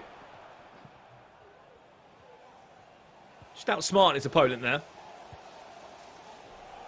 He's a popular corner, which we have seen a few times from FIFA pros. If you tease the goalkeeper off his line, you can be punished. Ragnar will know now definitely to keep his keeper exactly where he was. Running race for Cristiano Ronaldo, just teases the rump. Gets past one or two. Referee's going to pull it back for a free kick as Koulibaly does just get a warning. Doesn't go into the book for that one. Have to be careful. If he was last man, it might have been a different story. Son can't connect the dots as he was looking to try to play in David Ginola there, which would have been probably quite a simple finisher goal for Impact. He's leading 2-1, as we said, in this winners' final. If he wins this game, he will be in the Xbox Grand Final, and he'll be waiting patiently for a name to fall through that loser bracket to match him up in the Grand Final. Yeah, Torre. Twisting and turning, trying to find the right gap. Impacts. Trying to find the right skill move that time with Cristiano Ronaldo.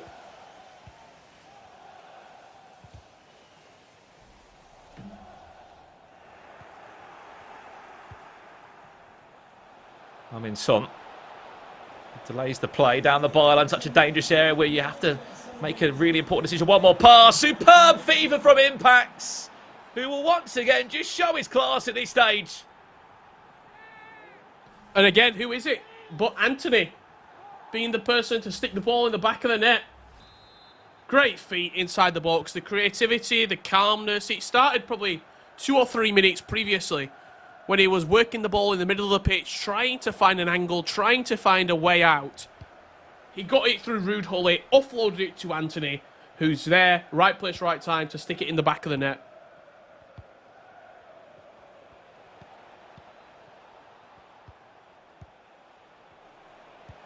Son. Yeah, Torre. Does someone get the ball still? Ginola could add another one onto the tally. Maybe he has found his match in Ragnar FIFA. He's been able to score just as many goals as he has done in previous times. Maybe we can see one now. Deflection wins a corner. Nearly. Ended up troubling Schmeichel. Schmeichel or Czech, I should say.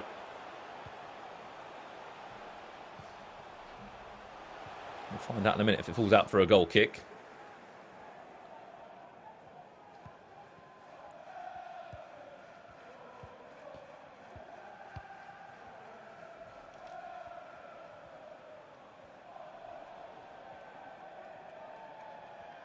I'm going to guess that. Torre.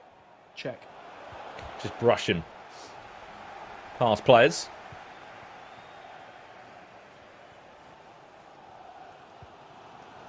I think one thing that we've seen today, all the squads pretty much the same. Yesterday when we were covering one of the ePremier League club playoffs, there was a few interesting selections in there. Freddie Ljungberg, Didier Drogba getting starting positions. At centre-back, I think we saw Marcel Desailly even used.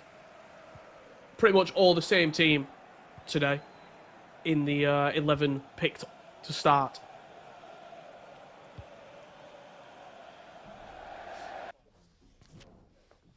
And the pause comes in just before half-time. We're about to go to a half-time break anyway.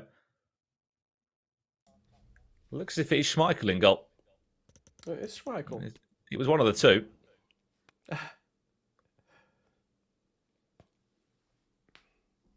See the possession there. The POV of impact you are looking at right now. Again, he's not looking to make any changes. On the flip side, though, Ragnar is potentially so. Again, he could have waited 6 more in-game seconds and he would have had half time to do all the change he would have wanted to. 1 shot so far in the game, a 0.3 XG. Something has got to change.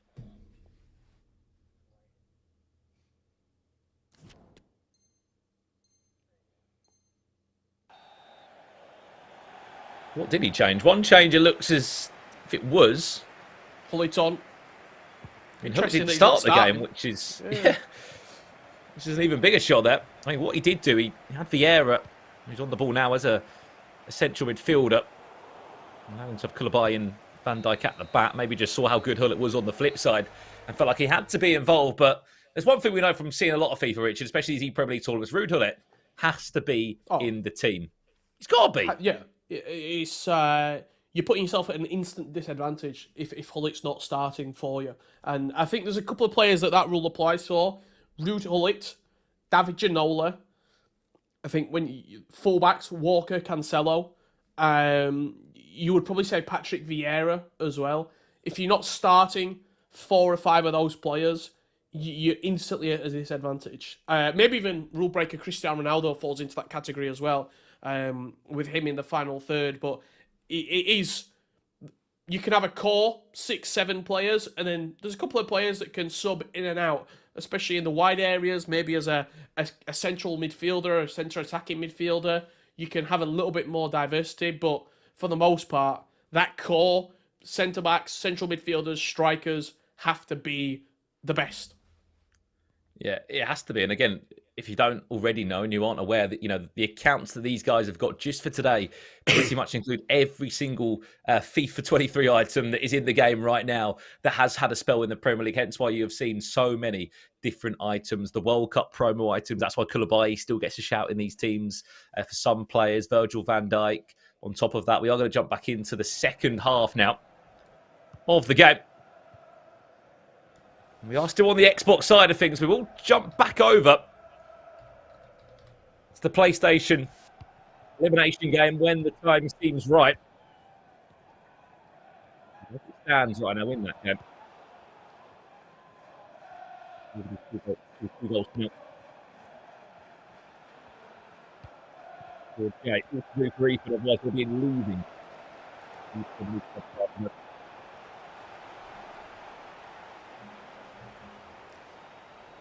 think our very own Brandon Smith just headed into the ocean on Brighton seafront right there. We'll get back from him very shortly indeed. Oh, I'm out of the sea. He's out of the sea. He went for a quick dive. I'm drying off. Could be a goal back now towards the back post. Ragnar not able to get the shot away again. Goes for another corner. And a 0.3 XG at half time. And a decent effort to goal.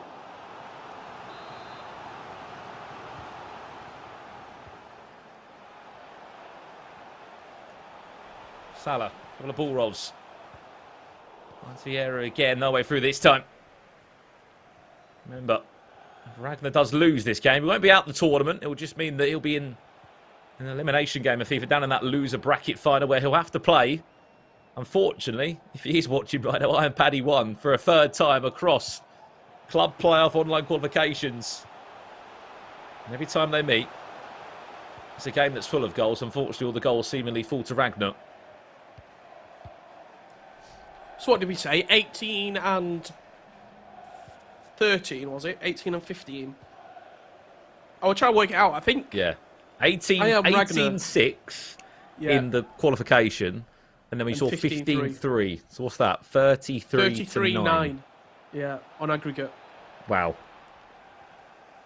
Look, there's often a joke about the scoreline's getting high, it's turning into a cricket score. But that actually could be a cricket score. From a very, very bad batting team. I just looked as well at that qualification game, Rich. In the second leg when they played, it was 12-2. Wow. What happened in that game? Ragnar happened. He's But matching he's been this one. silenced here. He's creating chances on the edge of the box, but Impact doing what he does well and defending superbly well. He's David Ginola, one more pass into Cristiano Ronaldo, back to Ginola again. There's a goal back. Could be a big goal in the complexion of this game as well. Great work on the edge of the box, I've got to say. David Ginola just linking up really nicely, keeping it calm. He wasn't rushing any of his chances. It was a nice little 1-2, and the space just seemed to open up for him.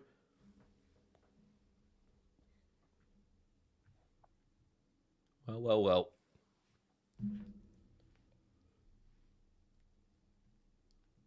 Ragnar has got time on his side, and that goal certainly would have sparked a bit of confidence in him. 3-2. Someone's back into that team management again. Does anyone else get a nod on the pitch? We saw how good Robbie Keane was, actually. Across the last couple of ePremier League club playoff events, we did commentate on. He didn't get the nod on this one. Haaland nearly does.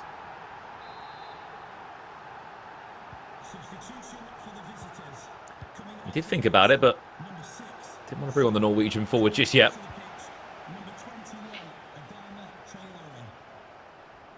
Adama Traore. Chance again. Salah. Surely not. Great block towards the back post. Could be a tap in. It will be. And just like that, it's 2 goals in 2 minutes. That's how quickly the game could change. Right there. We said Ragnar Fief had been silenced, but he's been brought back to life here in the space of a minute and a half.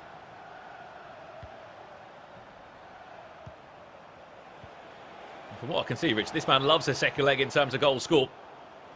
Adama Traore with a gift, maybe on a play. Impact, very clever. Referee goes down to ground. It's a bundle in the box. There's no way through. I just don't know if there was a chance to shoot with Ronaldo when the ball fell to him. He didn't want to strike it with Adama Traore. Walker. Down the byline, is there a cutback available? No, there isn't. Koulibaly, well played there, defending superbly well again. Impact.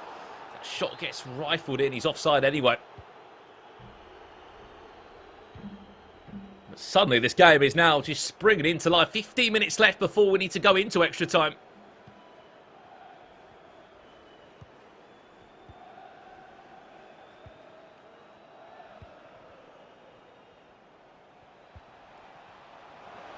Impacts now. Cristiano Ronaldo back to Ginola. Reverse Elastico is there. Just wasn't unfortunately done in the right way.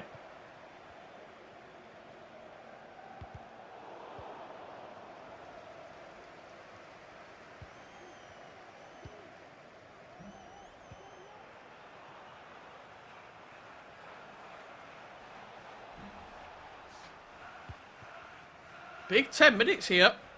It looked like Impact's had this game wrapped up. But how wrong could we be?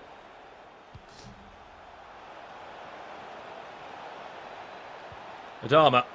Ronaldo. Reverse Elastico. Impact again. Just stuck in his tracks there. Virgil van Dijk timed that one. Really, really well.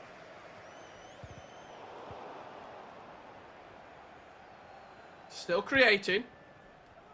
We've got to think that Impact will get a chance to win this game in regulation time. If not, we go to the 30 additional. Unless Ragnar FIFA can pull something out of the fire. Who knows, maybe. Even more than that. Cristiano Ronaldo. Dancing for Ragnar! Back to Hullet!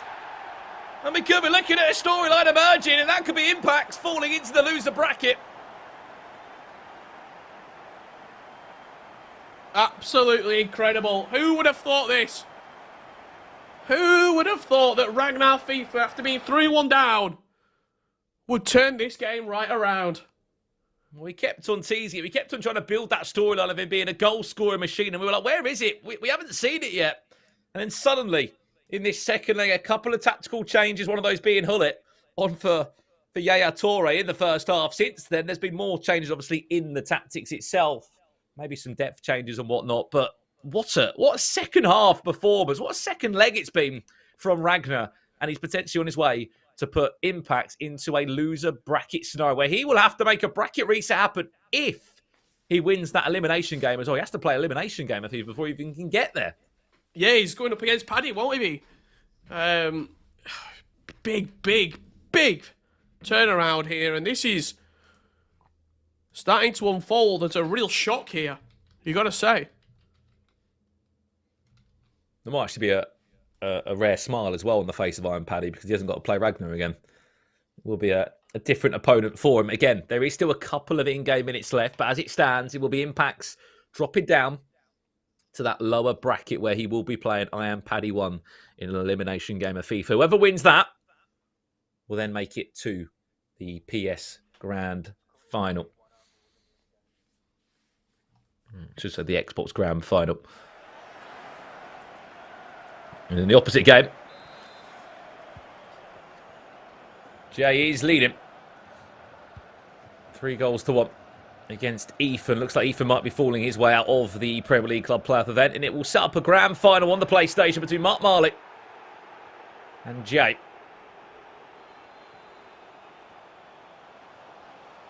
Last minute.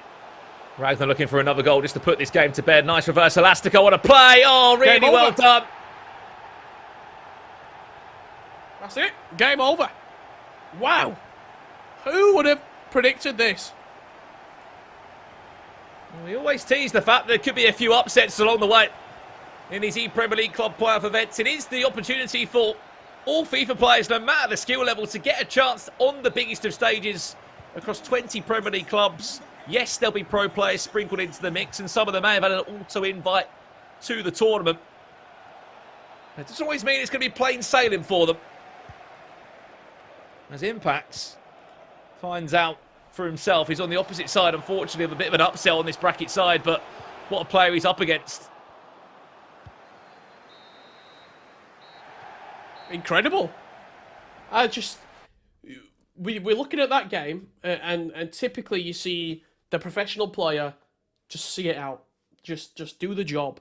But as soon as that first goal went in, that Ragnar FIFA scored, I think it was the Ginola to make it 3-2. The game just turned. He started peeing the ball about. He got a goal instantly as well. He scored, won the ball back from kickoff, and scored again. And then Impacts was just under pressure. Yeah, I mean, what a storyline. It's been Impacts has got a long way to go now, Richard, if he wants to be in the Premier League for a third time in his FIFA career. If you missed the game on the Xbox, well, we have got some highlights for you from that matchup that just took place. As we said, the headlines are Impacts is in the lower bracket. And on the flip side, Ragnar in the grand final on the Xbox. He is one two-legged game of FIFA away from making it to his first ever ePremier League grand final. This is what happened. So he was 3-1 down.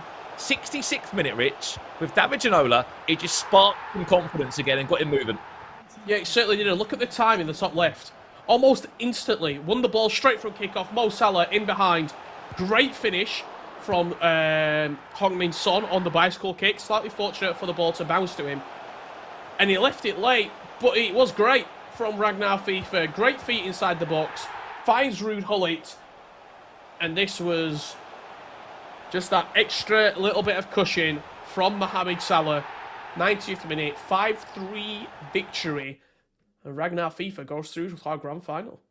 Yeah, super couple of skill moves there as well. The animations were perfect. The cutback was even better.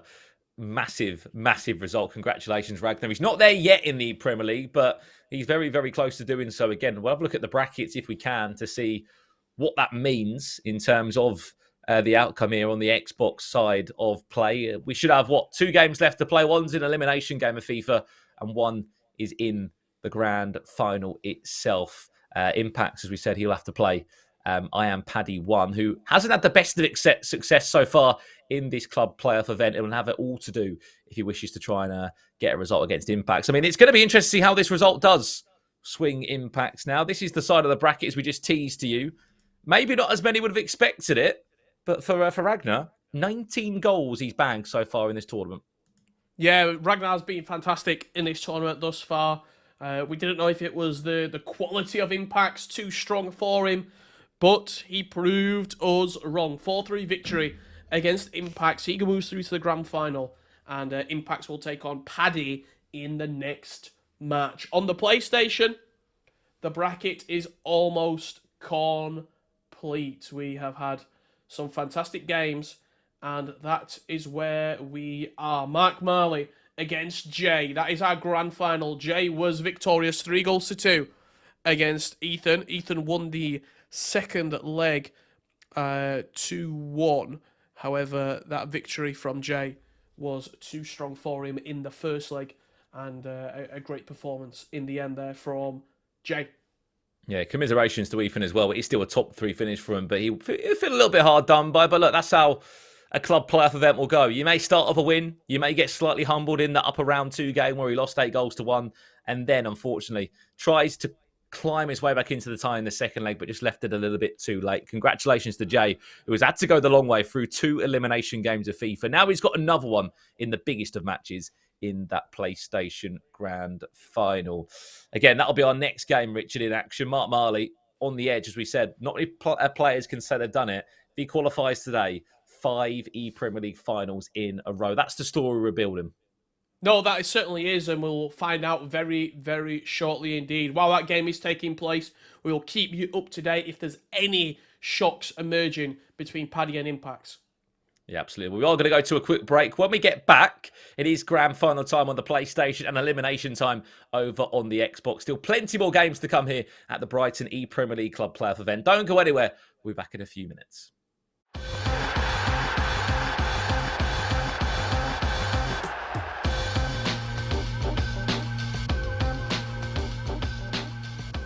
I feel good to stay with a good people, because in the Brighton club there are only good people through. But this first 40 days, 1 month, 2 months, I have been always under weather, no? Because there was a lot of work to do, but there were the games in the middle of this work, and I'm happy for the beginning here. No?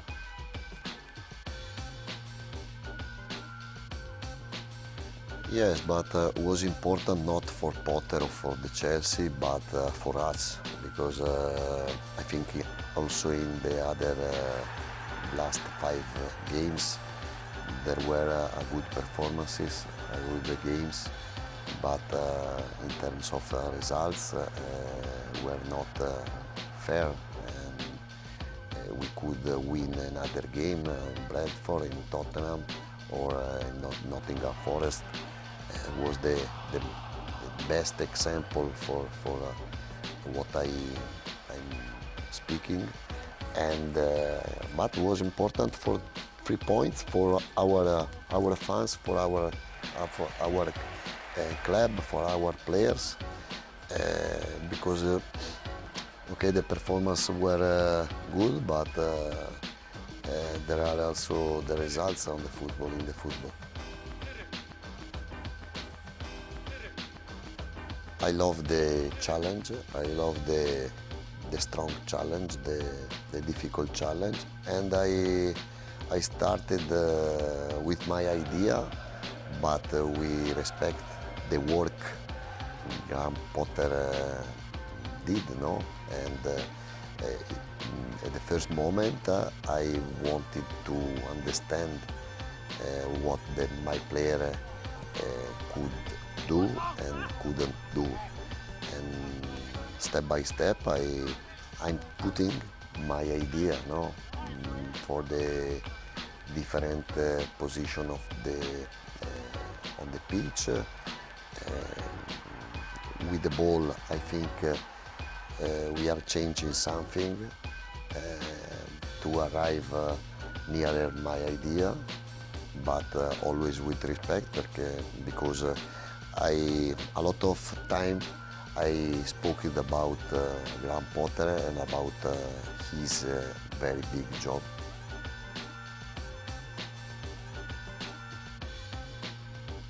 But for the moment we can speak about everything on the table, but there are only words, and I have to be focused only the work and the potential of my players, of my team. I think we can improve. We have to improve. We must improve because we have a very big potential. And I'm speaking in individual and in global kind, no. But I don't like speak about plan on the table, off the table. I think at the end of the year, you arrive where you can, and for this I think we can arrive in high position because I believe in my players. I believe in their quality, in their skills, in their ability.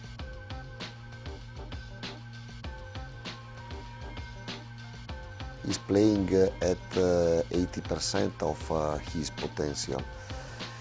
He knows the way to score. He has quality on one-to-one, like winger, but I think he can improve.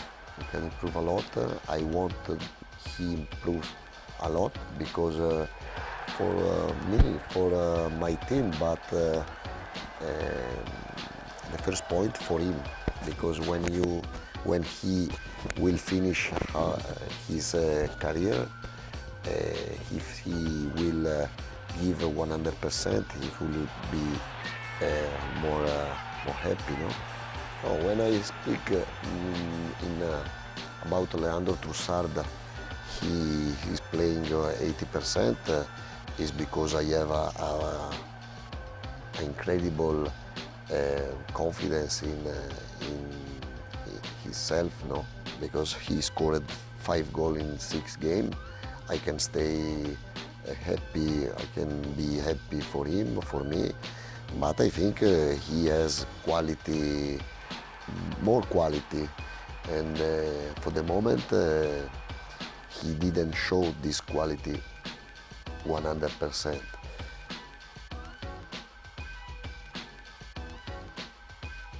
But I feel good when I am working, and this top is not very nice for me. But I think for the players, can be very important one stop of the season to relax, but to stay with their family.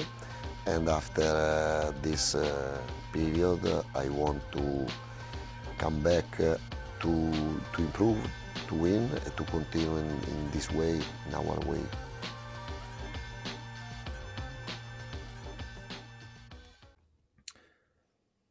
Well, welcome back to the ePremier League club playoff event here with Brighton Hove Albion. Great to see some wise words from our newest manager there, one man who's been very special. Unfortunately, wasn't the World Cup to be for Belgium and Leandro Trossard, but regardless, in FIFA terms, he's been brilliant. He keeps on getting special items. Hopefully more of those to come across this season. Of course, myself, Brandon Smith and Richard Buckley guiding you through all of the action here. Rich, it is finals time on one half of the bracket. Let's have a look at the PlayStation bracket now, because Mark Marley is so close to writing himself into the history books once again with this club. It could be a third outing for him and the Seagulls in London next year. It certainly could be, and he's in a very good position to do so, Brandon.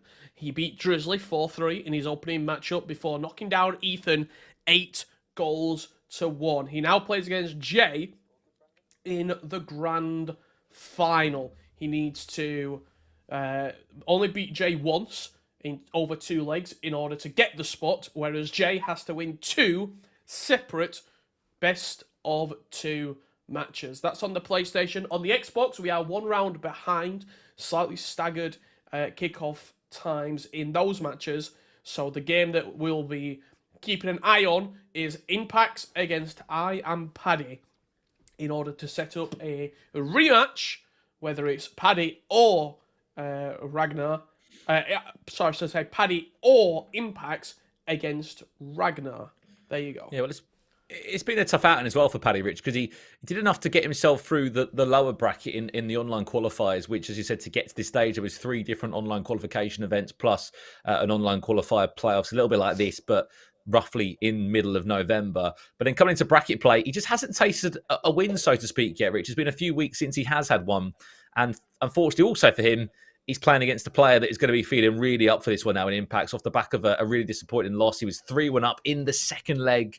But fair play to Ragnar. What an opportunity he has got to qualify for his first ever ePremier League final. Well, Impacts knows now that he's got a marathon in front of him. Do you know what I mean? He knows that he's got to win 3 more games in order to get that spot. He's got to beat Paddy, then he's got to beat Ragnar twice. Whereas Ragnar can sit back, watch this game, and get ready for his grand final. Well then, it is PlayStation Grand Final time. Will Mark Marley. That's the Andre Trossard at left mid. He finds a way to an ePremier League Grand Final. Just trying to think what He's side of the playing Trossard team at left mid. that is on. It's not Mark Marley, I don't think. Yeah, it's Jay. I'm pretty sure he's playing Trossard over on this left-hand side.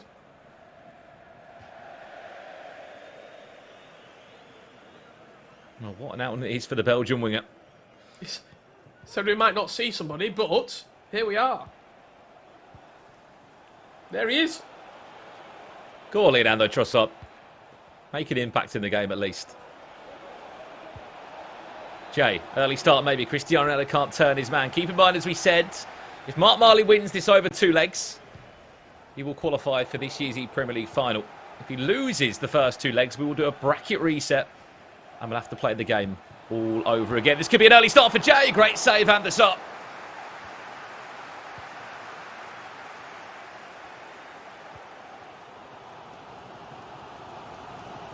Well, just saw that there, Brandon, for a second. I thought Mark Marley might have been in over the top with David Ginola. Just offside in the end, but Vieira did well to step in front of the pass. But we've already seen in sort of 7 minutes, both players start to flex what they've got. Good build-up play from Jay and Mark. Dangerous in these sort of areas. He was a player that you were sort of teasing earlier as well, Richard Jay, saying that he's had a couple of accolades and achievements in the FIFA scene. He's not a complete unknown into this scenario. No, he can play. He's got quality. Does Jay. The thing that a lot of these players have, Rich, is a lack of playing in big finals like this, a lack of qualifying for tournaments. This is what the Premier League is all about, though. It's that next chance for the next set of upcoming FIFA talents in the UK to prove what they could do. Mark Marley building up nicely. His first real chance, 15 minutes in. Well played. Yaya Toure on the flip side for Jay. He's able to win that one nicely. It's a poor attempt of driving that down the wing, though.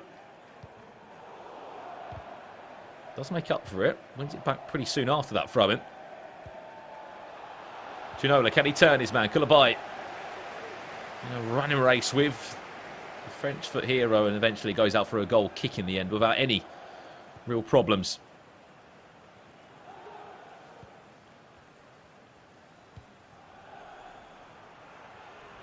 I do think it's going to be a more conservative match this between these two. I don't see there being a load of goals. Say that. Mark's in. Ginola, a couple of step overs. It's an early start. There you go. There might have been a few question marks over the first 15 minutes of his performance. But with the right chance in the right space, there's never doubt in him.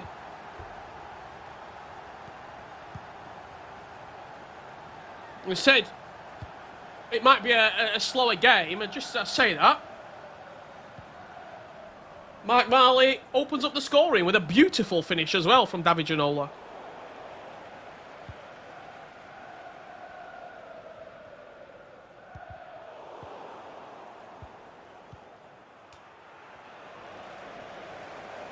It's key now, though, Rich, is you do not let Mark Marley start flying forward the way he likes to, as he did in that last matchup. 8-1 winner. Son looking to cause more danger in a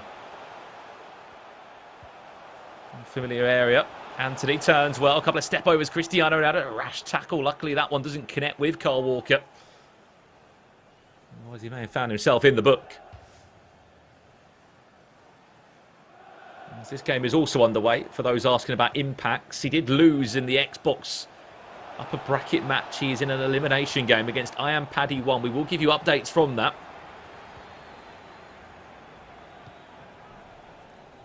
As the matchup does unfold.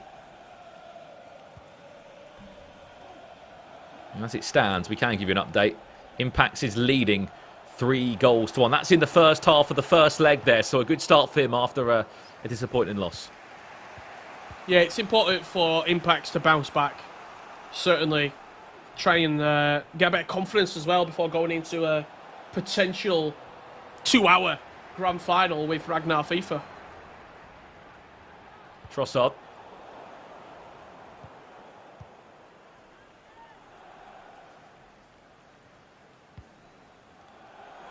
Cristiano Ronaldo, is he onside? Cheeky chip maybe for Mark Miley. It's a gift. Somehow it's fallen to the feet of the Portuguese forward. He attempted a chip. The ball just bounced off the goalkeeper. And Ronaldo won't see much more of an easier finish than that, let alone in the grand final. Just made sure he was in the right place at the right time, did it, CR7? The dink over the keeper wasn't very good, but he kept on fighting for it and followed in his own strike.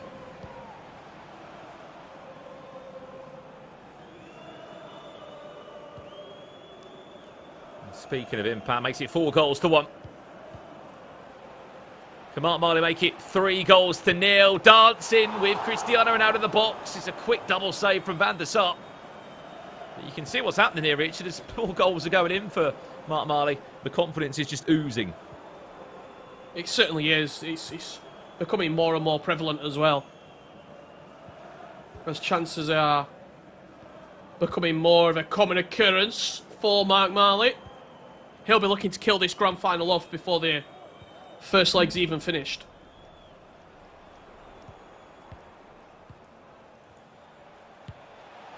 Trivella. No idea was there. Unfortunately, the conviction of the finish wasn't.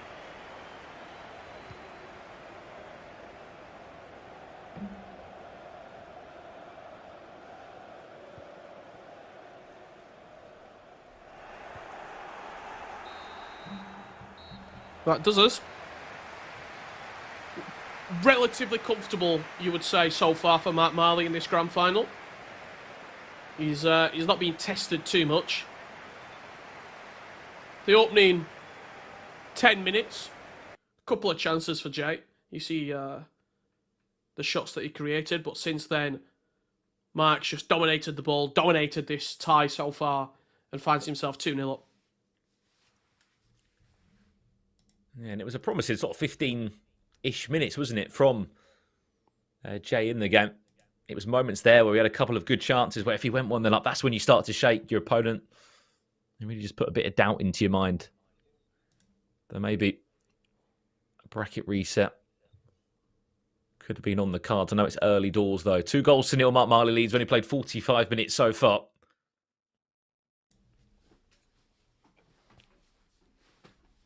On the flip side, impact in that elimination Xbox game. If you are a SAF fan and you are questioning how your players are getting on, Impacts is leading 5-1.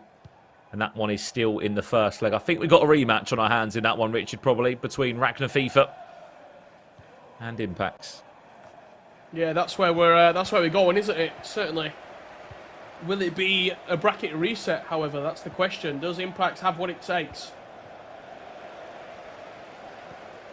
to force something great against Ragnar FIFA? We'll have to wait and see.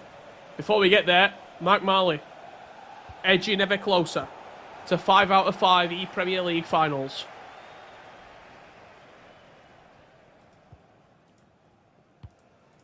Ridiculous stat.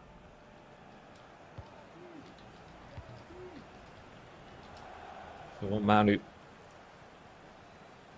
is a very proud Scotsman. He represented his nation at the FIFA Nations Cup last year. Looking for another goal onto his tally, Anthony.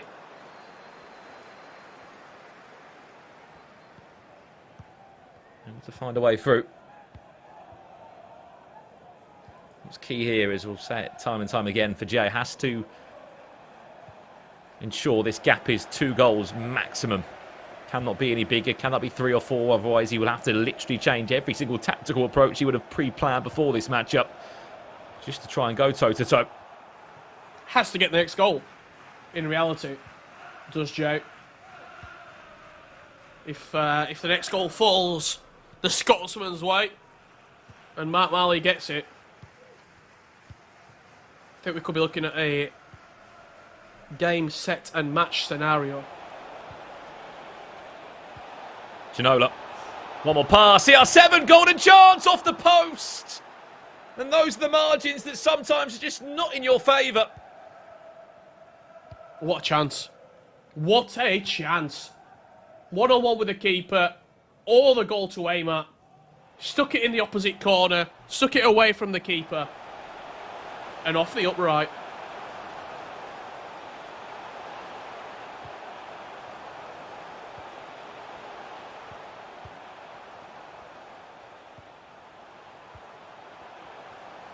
Out to Ginola, a couple of step overs. Still Ginola with Mark Marley.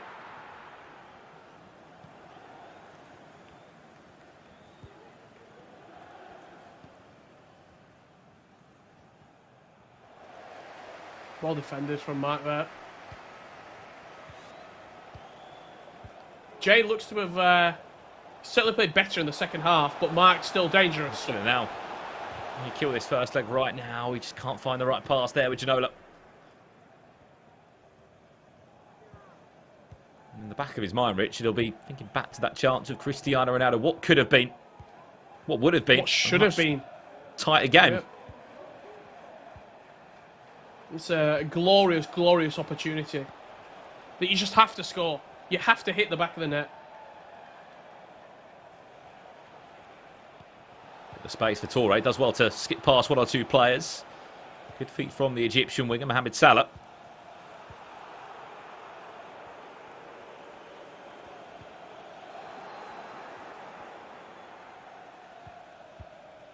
We've had a mobile phone handed in. If you've lost your mobile phone, can you please make your way to reception after the game? Thank you.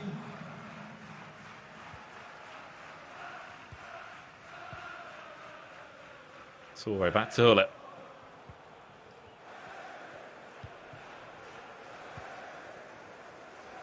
He's able to recycle possession so well is Mark Marley. Just really good patience, isn't it?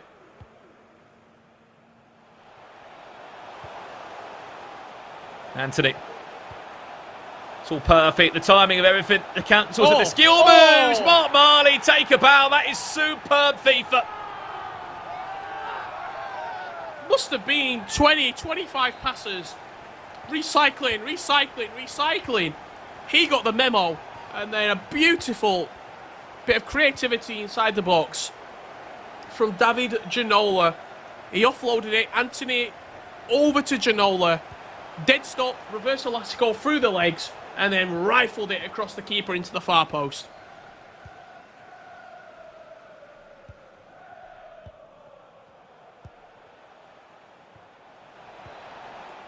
Unfortunately, more than ever now, Jay will be thinking back to that Cristiano Ronaldo chance as the gap becomes bigger.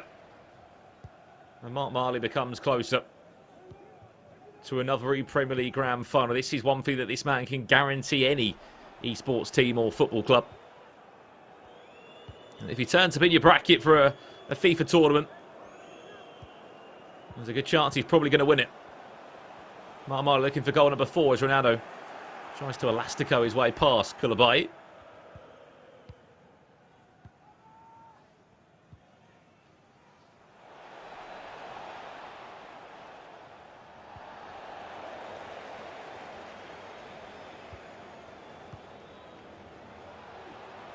Said the next goal had to go to Jay.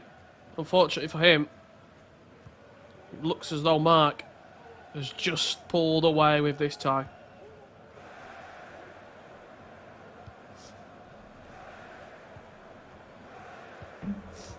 Difficult part though, Rich, which only some players can do, is just to separate that pressure they must be feeling in those moments. Mark Marley just so good at that.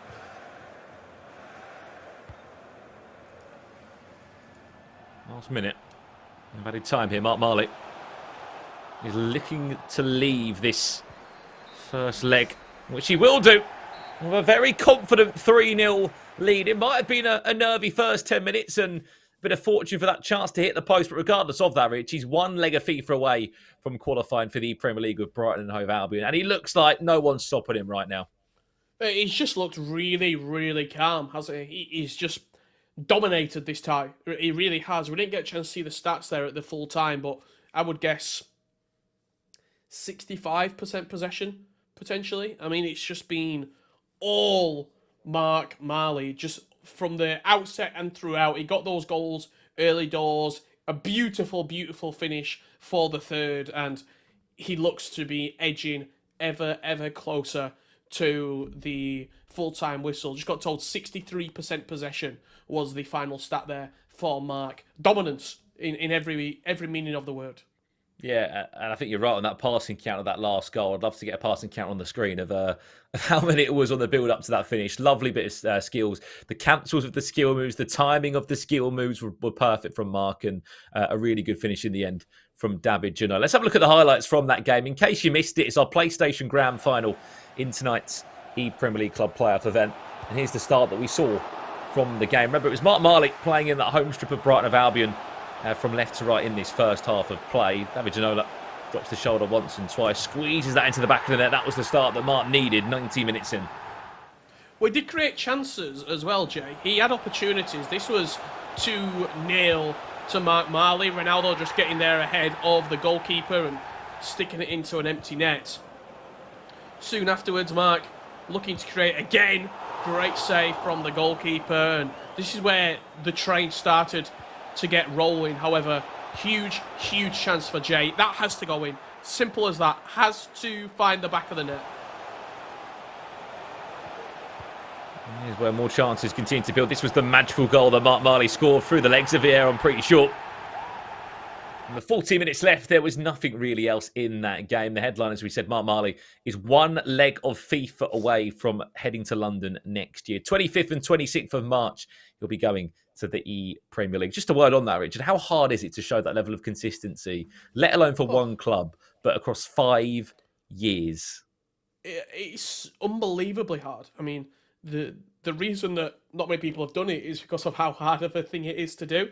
I think probably Tex, maybe one of the only players when you think about it. I'm sure there might be one more as well, but I can't really recall anyone that's right it. now. So Mark Marley is very, very close to being in that category as one of the best players to ever play in the ePremier League era. You got to a grand final. He's been close. Could this be the year that he goes one step further and potentially lifts that EPL trophy?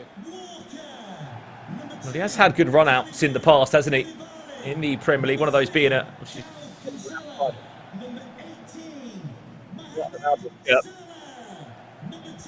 He's got a top 8 finish.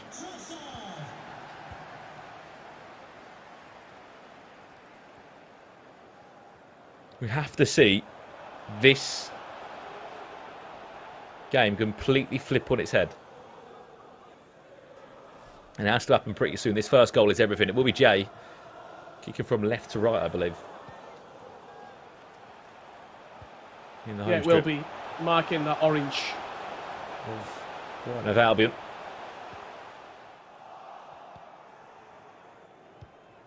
Mark Marley was to get a fourth. Nicest way possible. I think this game would be flipped on its head.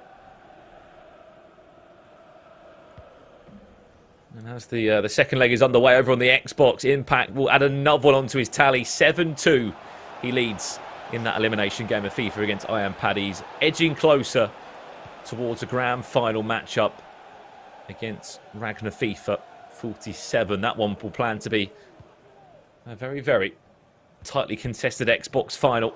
That one coming up following this one.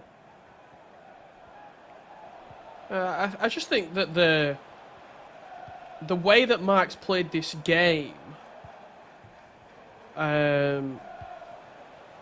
it's not being sort of the end-to-end affair that really encourages a comeback, if you are Jay. It's not like you can take a lot from that first leg and go, well, I scored a couple of goals. Yes, I might have trailed, say, 5-2, but I know I can get in behind. He had one chance to hit the post from it. That was the big opportunity to score. I just think the way that Mark has addressed this game, it's going to be a real hard tie to turn around.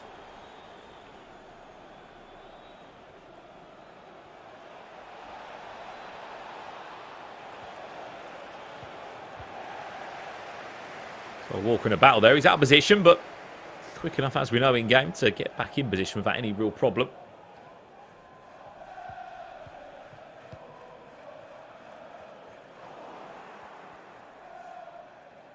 But just as we were saying, Mark Marley, the consistency that he's been able to show in this tournament year after year.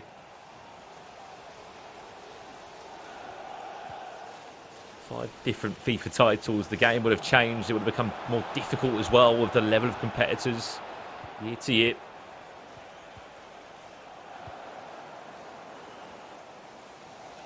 "70 minutes away. We're making it a hat-trick of events for Brighton Hove Albion.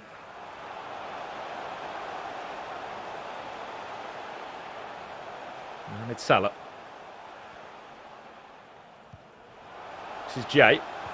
Looking for a way back into the tide. Nice turn, Ginola. Couldn't just find the exit he was looking for into the finish.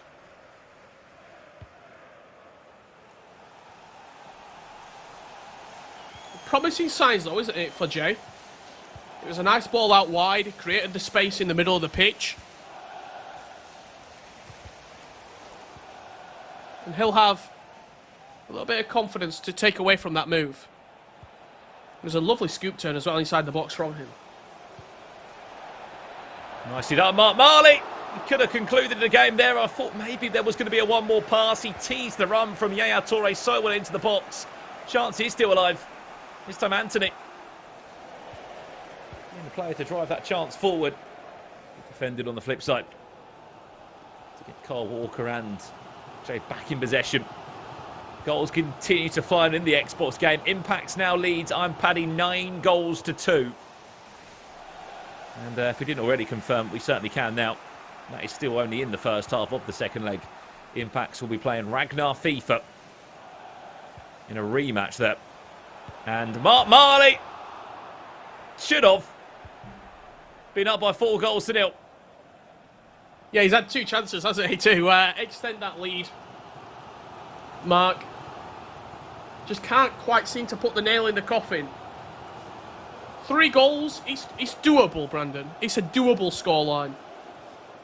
But 4, then you start to think, yeah, this is looking very improbable.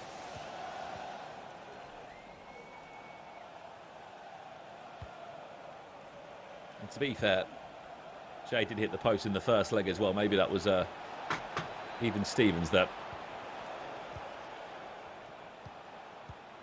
Son does well. Back to Ginola. Ginola steal.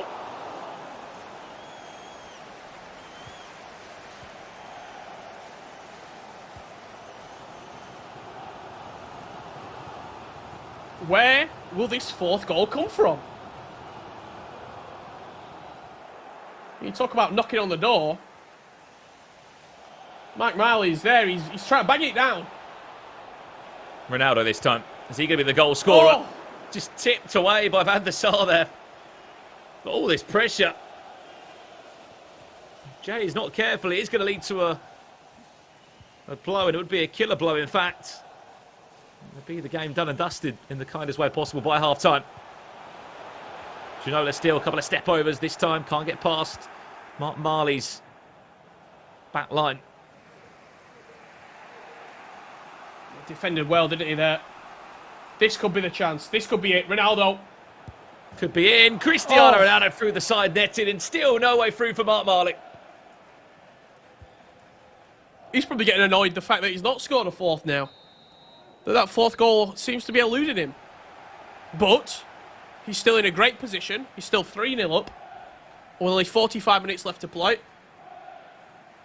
I don't think there's going to be much of a comeback potential for Jay. Well, look, here's the storyline, Rich. One chance on the flip side for Jay so far. You can see how the possession has gone. He had 63% in the first leg, did Mark Marley. 58% so far in this second leg so far. He is 45 minutes away from making it a reality. And he'll be travelling down to London from Scotland next March. It's long travel, but he's used to it. Used to getting down there. 5 years that he will have been competing in the ePremier League. I think you're right as well, Rich. I don't think we've seen that consistency from anyone else.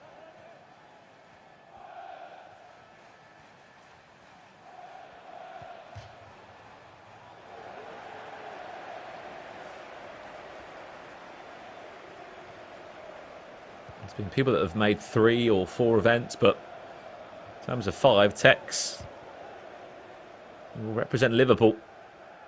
Not Marley. I think are the only 2 people that can share that tag.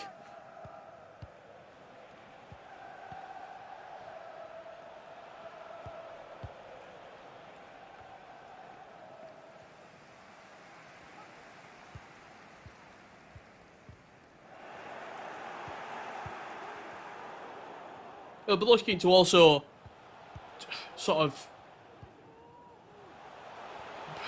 have a much better performance than what Brighton did last year as well, Brandon. Looking to, at the ePremier League, that is, looking to really sort of perform to a level that he knows that they can. Well, absolutely. It wasn't a performance to be proud of by any means last year. In the group stages, it just lacked, in the nicest way, a win or more wins on the board. It was a very low-scoring affair, if I can cast my mind back to it. I think we were covering that group, were we not? It was. It was our group that we were covering. It was Group A that saw Brentford go through and Chelsea, which, to be fair, Brentford obviously went to a grand final. Here's a chance. Oh. Nearly was the nail in the coffin. Arsenal and West Ham in there, but Brighton, 1 win, 3 draws. Yes, we went unbeaten, but it didn't mean anything.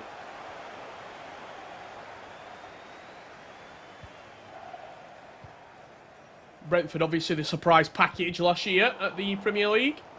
Sam Brewster and Zohinio coming in out of seemingly nowhere to finish in the top 2. Norwich were the victorious team. Dammy and goal poacher.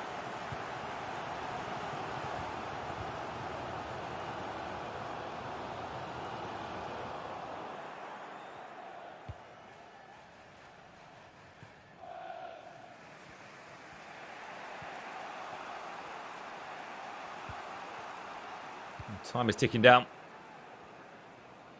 There's another spot looks to be filled. Brighton Hove Albion will be the 11th club to run there. The Premier League club playoff. Outside of Leeds, Manchester City, Liverpool, Brentford, Southampton, all clubs that have already run their events. And many more. As the places are going to be slowly filled. Could be a goal back. Could be a big one for Josh. Great goalkeeper movement.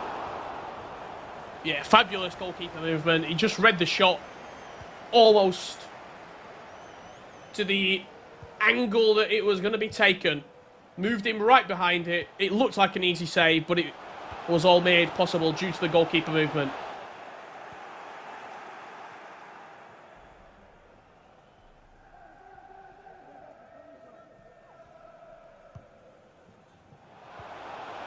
This comes in from Jay. He might just get it now. 90 minutes left on the clock. Mark Marley, what's he looking to do just to ensure he's going to see out this game without any problems whatsoever? Looks to be some positional changes. Mohamed Salah and Robbie Keane coming on out wide. Ruud Gullit dropping into CDM. See out the rest of this game. He's actually played I'm not sure if it's intentional.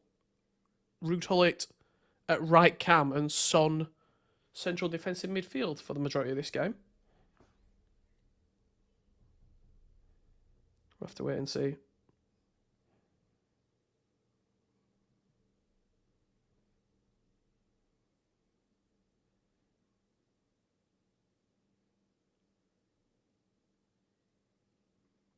Regardless of that, it's not affected him too much in terms of how he's played.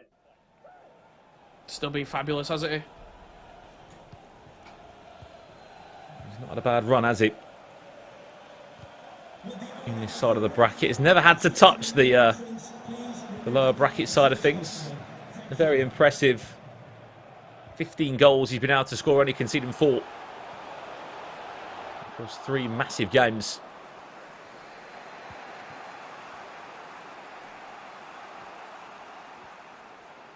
He does represent SAF outside of the Premier League, and we'll be looking and hoping that his teammate Impact's on that Xbox side now can go the long way around, which would be a bracket reset needed if he wished to do that.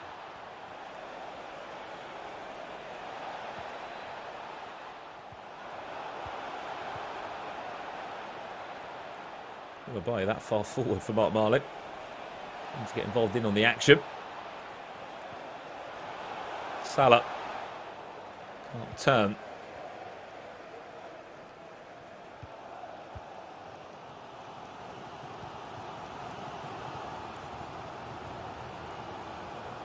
Ball over the top. Trossard into Ronaldo. That would have been the link-up of dreams.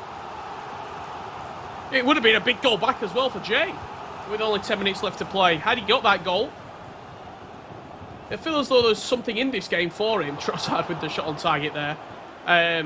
He would have felt as though there was something in it for him had he scored that. But with only 7 minutes left to play, with a 3-goal deficit staring him blank in the face, I think you can start to pencil in, get the shirt measurements ready for Mark Marley for Brighton's first 2023 EPL finalist. Get the name print ready as well for his newest Brighton shirt that he will be wearing on the 25th and the 26th of March. 4 minutes away from it being confirmed, but Mark Marley again showcasing to the UK FIFA scene and to Brighton fans just how serious he is when it comes to this tournament. It'll be his 3rd year in a row representing the Seagulls. Add one more to his tally before he gets there. Ronaldo literally just playing games at the back. Zero reaction. He knows it's a long way to go before he even kicked a ball still in London next year. But regardless of that, his consistency is absolutely incredible. 5 years in a row he has been to the Premier League finals, and he'll be going again.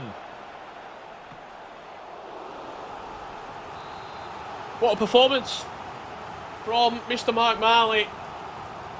He was the favourite coming into it on PlayStation, and he has shown his quality when it mattered most.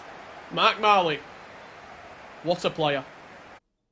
Massive congratulations, we said. The consistency that man is showing is absolutely incredible. 3 years for the Seagulls. We can say one thing.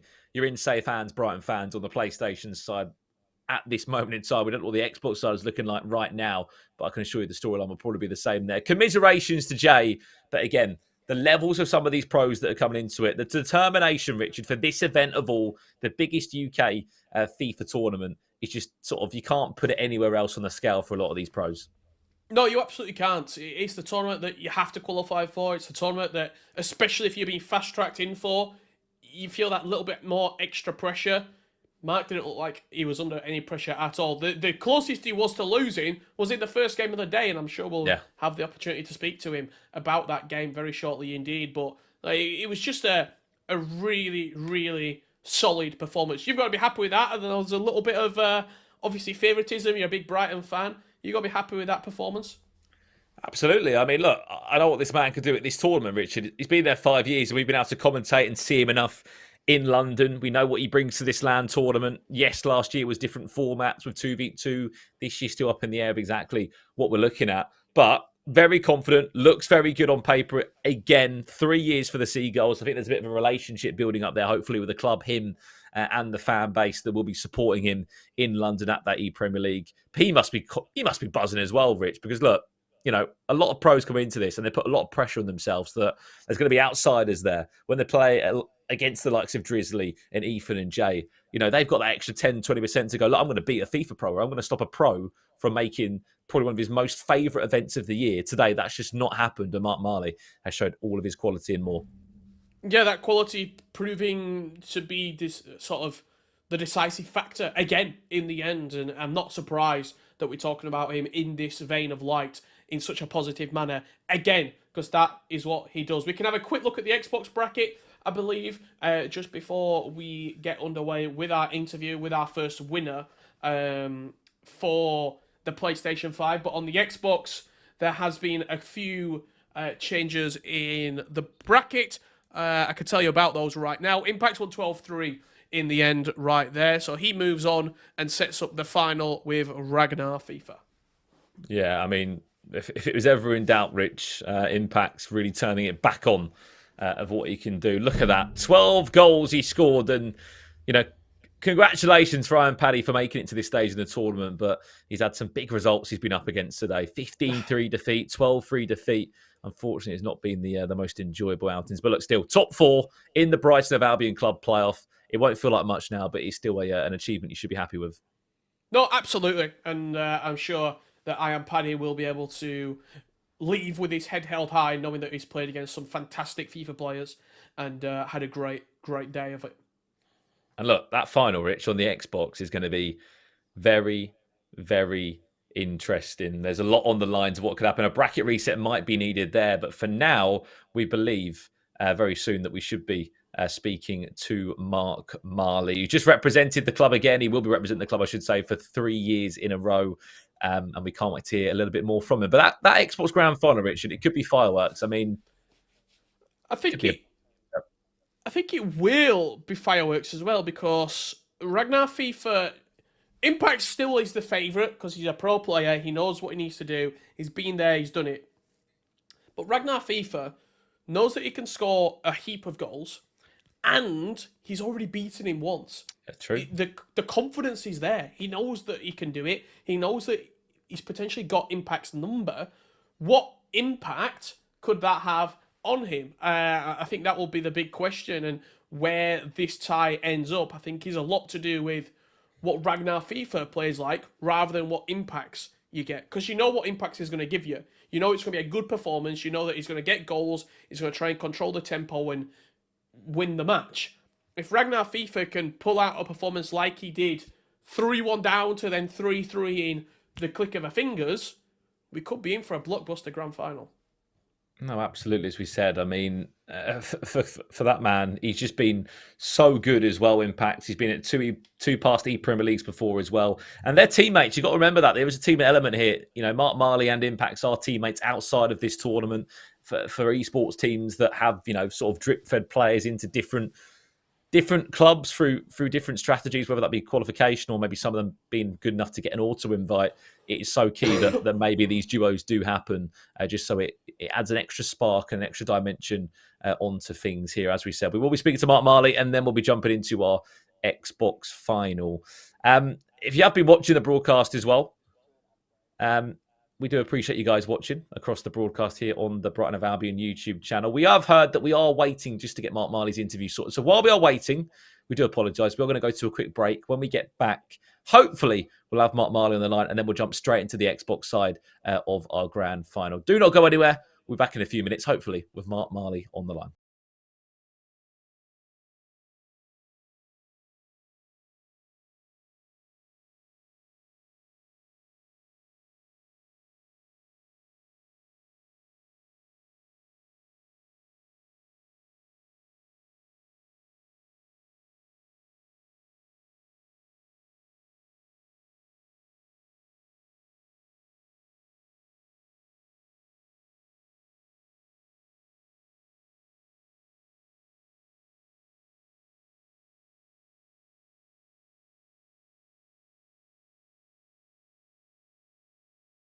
Della, are you ready? Yeah, I'm to ready. get them out? Yeah. Good luck, Sol. Good luck, mate. I need it. Del Rey, can I have middle, please? You can tell he plays by the way he's like shaking up. Does he actually turn it or? If he goes slow, then it might turn a bit. First one, try and defend You it. ready? Oh, nice. Nice, Sol. So it's quicker than I think. Yeah, he is. Oh, nice. You're getting there. He's buzzing there, he's buzzing. I think he might go quicker in this ball. I'm scared. Oh, that's the quicker That one. swung in, yeah. Yeah. So if you look at his wrist, the normal ones, he goes on top of the ball. No chance. Trying to look at his hand. Oh, Shot, yes, Sol. That's 6. That is 6. He's done well there. He's played that well. I've hit 6, that's all I need. This one is going to be a little fuller. Yes. Shot, Sol. Nice. How do you know he's going to pitch it up? No, I told him. He's been good. He's not getting out, so that's the biggest positive to start off with. I mean, I'm not as good as Sol, but I'll give it a go. I'm still in, Webbs. I want to try and... But it's hard. If he goes quicker, then it's easier to play the sweep shot. Shot. Oh, he's got it. That's a big one, Della. That's the best one I've picked up. I think that's 2 6s in a row. Well batted, Sol. Cheers, mate. That's what I like. Wish me luck. I'm nervous now. Don't be. Just look at the ball and try and put your bat towards it. Okay. You'll clean him up, I reckon. Oh. You'll be playing like a genius after batting with him. Webbs, I'm going to have a little bowl, mate. Yeah, go on then. I want to get him bad. Oh, it's quite quick. He's got a bit of pace, the boy. Oh, Solomon. Get it straight. Oh, I need to hit one of these. Oh, my days. Too quick for me, Sol. I'm not quick. How quick do you reckon he's bowling there? 60 to 70 miles. No way. Yeah. Try going on the offside. Shot. Oh, good one. Finally hit one, Sol. Try and swing it a bit harder. Yeah. And then try and go over the top. Yeah. Yes. Much better. Nice. This one is going to bowl a little quicker, so it'll follow you. Oh, yes, nice. Webbs, you played that one well. Oh. All good. You good? Don't panic. What I can't Webbs play is he's done a rib. Shot. Oh, yeah. Yeah. Oh, he's played it so well. Step it up now. Yeah, I think you are better off playing on the offside because that comes naturally to you. It's all right when you start hitting it. He's hit that one as well. 2 minutes with Pudge. 2 minutes and he's smacking it everywhere. Yes! There it is. Oh, I could do that all day. That's class. 2 minutes of him, he's a genius. Yeah. Well done. What about it? Pudge is a good coach, huh? Thanks, Well done. He's simple. He's a good coach, yeah. I could do it all day as well. Oh, mate, So good, huh? literally. Sol, you were decent, mate. Nah, I just trying to get carried away, trying to hit the ball too You look hard. like an all-rounder. You bowl well, you bat well. So. Bit of pace there. I love it. I love it. I'm a bit keen for cricket. That's like us in football. Every time we come out, like a team does, you're like, Matt, do you see what's going on over there? Football. A massive game of football, everyone just goes wild. We've got some good footballers. Yeah. Who's the best in India? In India, I think MS Dhoni. Yeah? Have you heard of him? Yeah, he's a good footballer. Right, you train us for a day, we'll come in for a day. Yeah, come on, let's do a swap. Yeah, let's do it. People are, they want Indian football team to do well. So they are supporting, I mean, they love the game, they love football. And slowly it's picking up and hopefully in a few years' time we'll have a decent football team as well. But yeah, Premier League is quite big. There are many people who will wake up early in the morning to watch the game. Who would most people support? What team? If you ask me about my personal favourite, I mean, I'll go with Del. I used to follow Manchester United. Don't know what you're talking about, Pudge. But yeah, everyone, I mean, even in the Indian cricket team, each and every player has different team whom they support. But yeah, they follow the game, they love football, and even people back home, they, as I said, they wake up early in the morning to watch the game. Right, here we go then. Del Rey, number 9. Is that your number? That is. There you go, mate. Number 8 as well, yeah? You can be a Brighton fan from Good now on. numbers, Yeah, we'll convert. Love to Cheers, get this mate. on. Cheers, thank you. Thanks for today. That's nice. This is a nice one. I love your touch. Do we get to keep these as well, Sol, yeah? Yeah, you've got to keep these.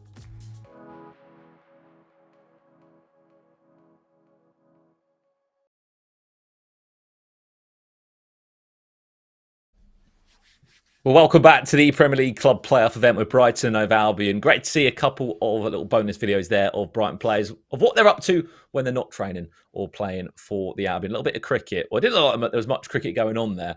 Myself, Brandon and Richard guiding you through today's tournament. Rich, we should have an interview with our PlayStation 5. So if you didn't see what happened, well, now you can find out a little bit more what's happened. Mark Marley joins us live from Scotland. Mark, you've done it again, mate. 5 years in a row. What's the secret to your consistency?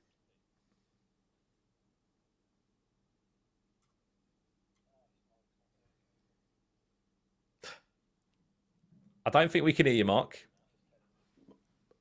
I think your mic might be muted. You there? No, we still can't hear him. Apologies on that one. Mark, we'll catch up later here. We'll get you later, okay? Don't worry, we'll get you later. We'll get you after the Xbox final.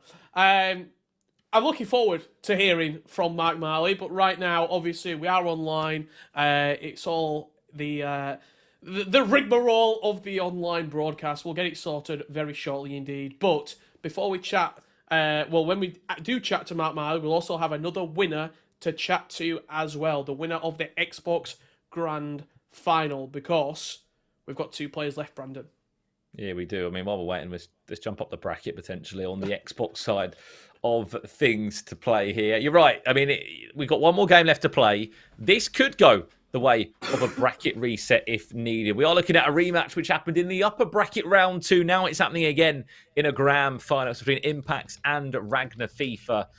I mean, what a game it was last time they played, Rich. Impacts was leading 3-1 at the end of the end of the first leg into the second leg, I should say.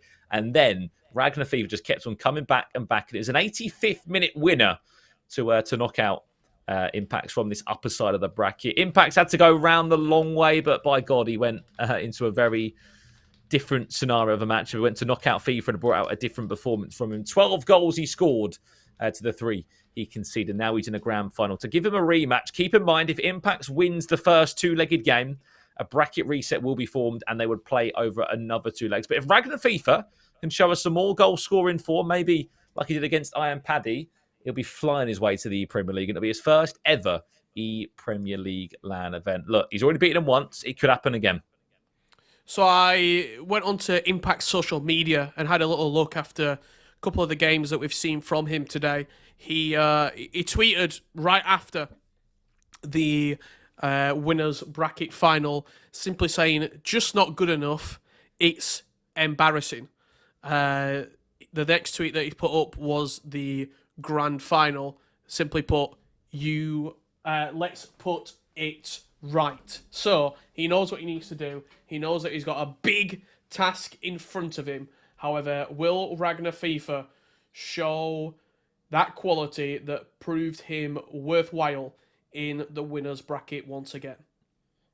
Yeah, and look, Rich, I mean, if we go off what we saw in that matchup, the first leg, Impacts was very much in control. And what's one of the hardest things to do against Ragnar FIFA is to stop him scoring goals. As we said, you may be thinking he scored 15 is quite impressive. In the qualification stages, he scored 18. And his second leg performances always equal goals. He scored 9 in one of them, scored 12 in another one, scored a very impressive 3 in them past meeting.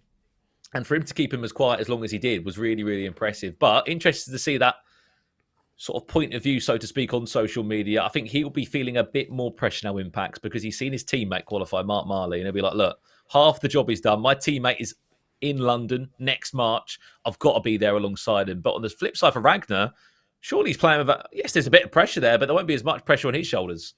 No, absolutely not. And that game hopefully will be getting underway very, very shortly indeed. We will we'll try and bring you all the latest updates from it and the live coverage of our Xbox Grand Final. But as we wait right now, Brandon, I just want to ask you a little bit about obviously the ePremier League so far. Either, whether it's Ragnar FIFA or Impacts alongside Mark Marley, you've got to be confident in Brighton's chances to have a really good campaign at the ePremier League finals. Definitely. I think we're 11 clubs down on this journey of these ePremier League club playoffs. All of them will be concluded before the Christmas break and before the end of this 2020 year. But, you know, looking at this Brighton team, regardless of who it is, alongside Mark Marley, it is going to be a strong team. It is going to be a good team. And look, last year, Rich, we put up all the storylines we wanted to with the ePremier League, including with Brighton. But Brentford and Norwich came out to play, and they came out on top, and no one would have ever expected that. You know, you could, in a nice way, go out on the limb and say it's a bit like Morocco in the World Cup at the moment, getting that far. You know, no one expected them to go out. But on the day, and on the 2 days, I should say, Norwich and Brentford were absolutely superb. Yeah, absolutely. And I think when you look at Norwich as well, what they had was that LAN, that event, that championship experience in Dami. And he was really that captain, that leader going forward for Norwich. He was starting a lot of the games for them. He was getting them in leads and really pushing forward that team.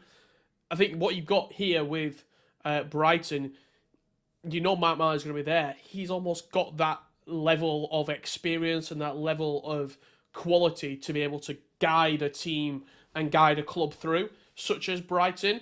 Who his partner may be, we'll have to wait and find out if it's Ragnar FIFA or Impacts. Statistically, it's going to be Ragnar FIFA. He has better odds in his favour coming from the winners bracket, not having to win 2 best of 2s, and knowing that you've already beaten your opponent merely an hour and a half ago. However, Impacts has that competition experience. He has that esports LAN experience. He has that FIFA event experience. What will pay more in the grand final? Will it be Ragnar FIFA? Will it be Impacts? We're only a few moments away from finding out.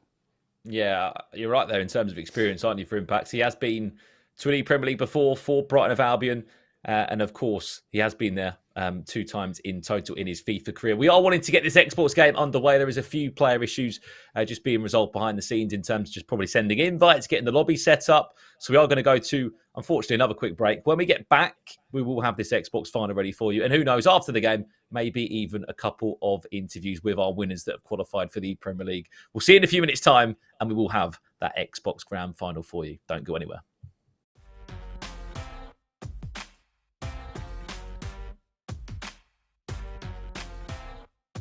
Yeah, it was a great game, obviously.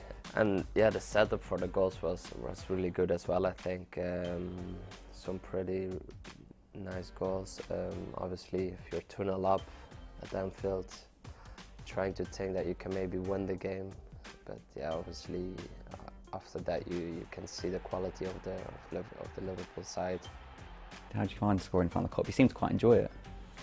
I enjoy scoring every week. But yeah, it's always a thing a bit more in the spotlight when you score against big teams. But yeah, I enjoy it. Obviously, it's my first hat-trick for Brighton as well in the Prem, so that's another high moment for me. You mentioned it was your first Premier League hat-trick. Got any special plans for the match ball? Special plans? Nah, I try to search for a good place at home to put it, but other than that, I will just keep it safe and keep it for the rest of my life, I think. First game under Roberto De Zerbi.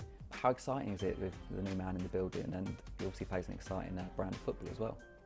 I have had only 3 days building up towards Liverpool, so we worked a lot on the tactical stuff already. And you can see he's really passionate about football, how he wants to play, how he wants to press. So yeah, I think there are exciting times coming up to play under him. Obviously it's quite a difficult start for him, his first game being Liverpool away and his next being Tottenham at home. Looking ahead to the game, how do you think he's going to shape up for that one? It won't change that much about the system or personnel, because we have doing really well over the last couple of months, I would say. And then yeah, he will try to do bits how he thinks we can win the game against Spurs, and I think that's how he wants to do it. It's been a fantastic start to the season for you. Where does this rank in your career, and do you think there's potentially more to come? I think there's always more to come. Obviously you always want to aim for more, but I think for the last couple of months that I've been playing on the highest level I've been, especially on this level of the Premier League, and hopefully I can carry on this form for a lot longer.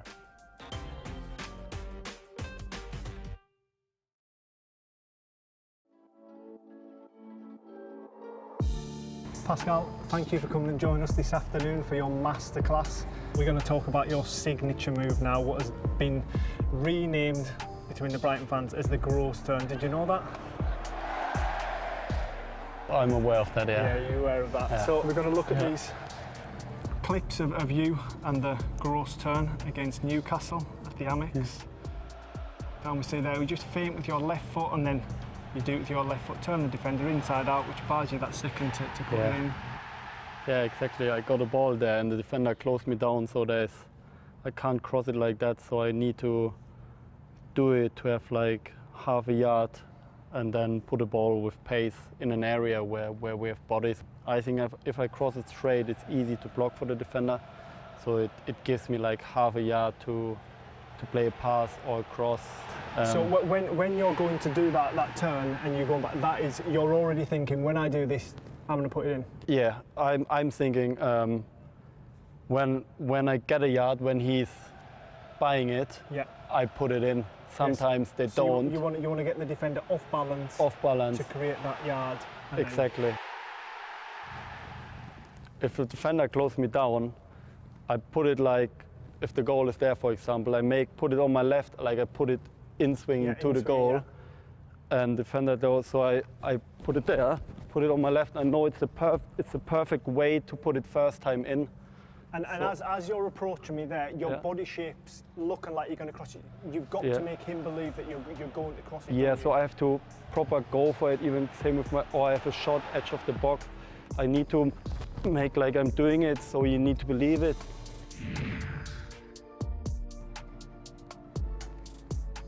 This pass here, you split the Swansea defence. I mean, there's three men in front of that you can see. It's on your so-called weaker foot.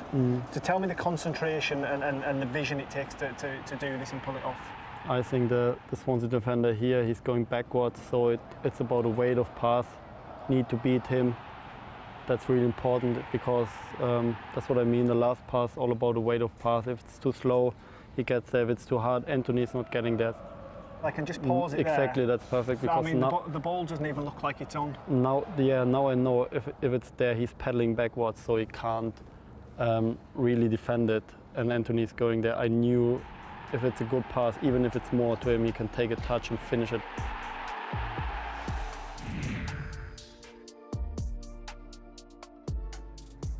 So Pascal, we've talked about the gross turn, we've talked about creating and assists, now we've moved on to shooting.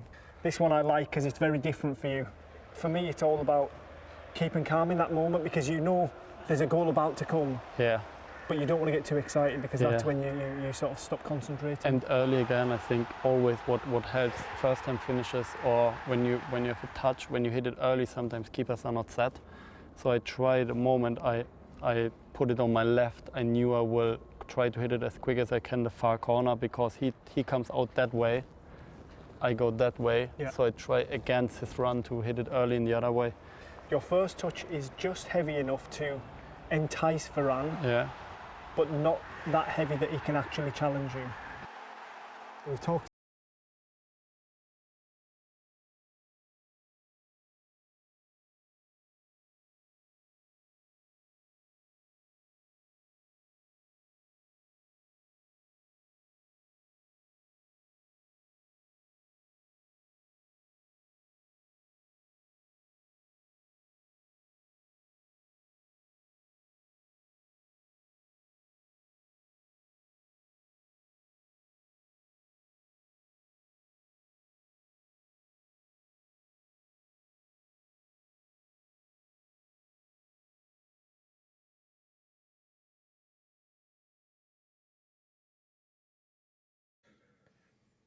Well, welcome back to the ePremier League Club Player event with Brighton Hove Albion. We apologise for the small delay in play there.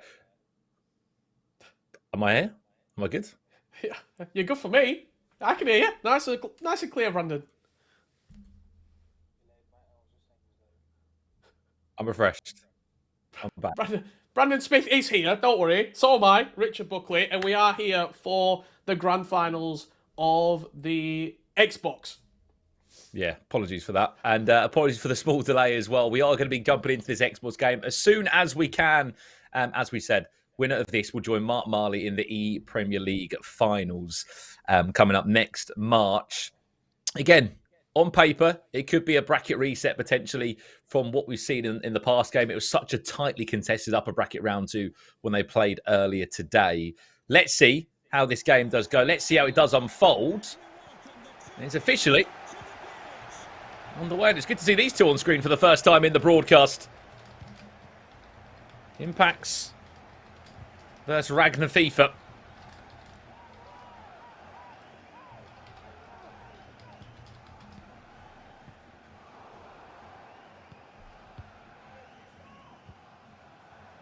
How will this game plan out? We'll have to wait and see. Could be an early start for one of these two. Off the get-go, cut back inside. Maybe an early finish off the post.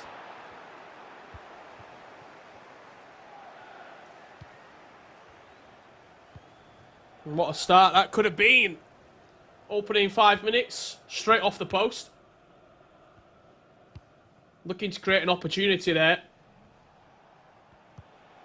I think this final is going to be full of goals. It could also go long, with a bracket reset potential in the offing.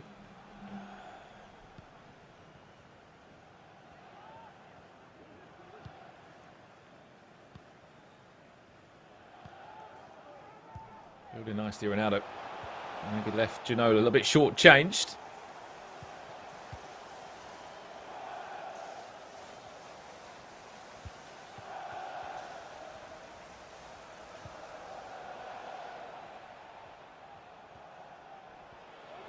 We do hear that Ragnar is kicking from left to right. EPL 14, he will be in the Brighton Hove Albion home kit. This is Impacts in the away strip of Brighton Hove Albion. Good feet. Anthony in the box. Back to Yaya Toure. Looking to do what he can. Hulle, this is really nice feet from Impacts. The only thing that was missing was just the final piece of the puzzle in terms of a good finish.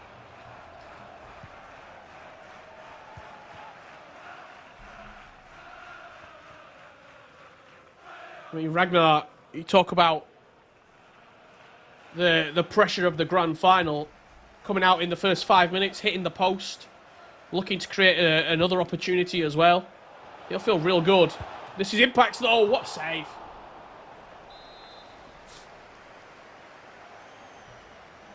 You might just be able to see behind Impacts, there's 2 trophies there. Those are the trophies that he collected when he did qualify for the ePremier League. It's another effort off the bar. Or off the post, I should say. It was a save off the post, either of the two. Ragnar living dangerously. Finding himself so close to being 1-0 down. Massive ball forward. That one goes out of play. You just see as well in the back room there of Ragnar FIFA, there is someone just sitting behind him. Could be a coach, could be a friend. Or even a family member. Oh, there's a few of them pushing their way forward. I want to get on the camera.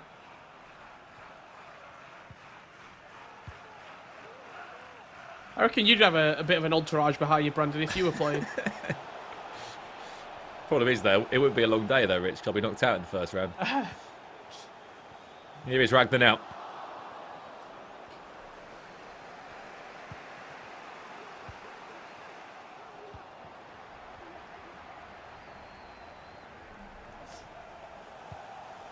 Cole Walker finds Cristiano Ronaldo. Where's that killer pass? Going to fall for Ragnar now. Back to CR7. Oh, how about that one? And gave it a little shush to the camera as well, just for added. Exclamation mark from Ragnar FIFA.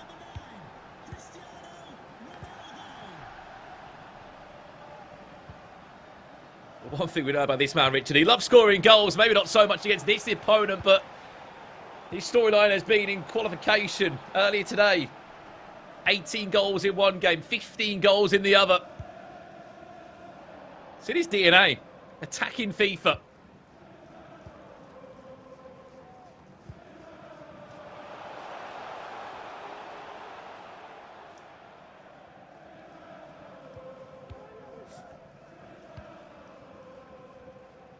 Maybe that's that confidence, Richard, that he has just to take a shot from there. He knows what Cristiano Ronaldo can do. We know what stats he's got in game. talk about confidence as well. This is a man who we've not really seen too much on the esports scene, and he's in a grand final. It looks like he's just playing another day on head-to-head.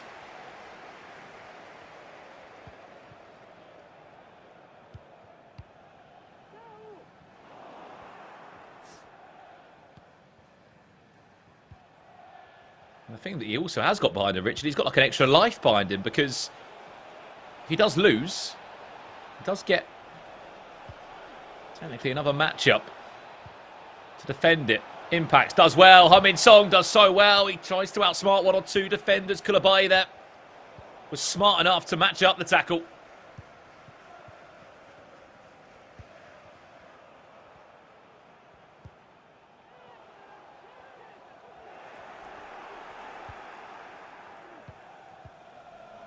Lovely. Well done. He's Impact's Ginola running race. Surely has to score. What a save, Van der Sar.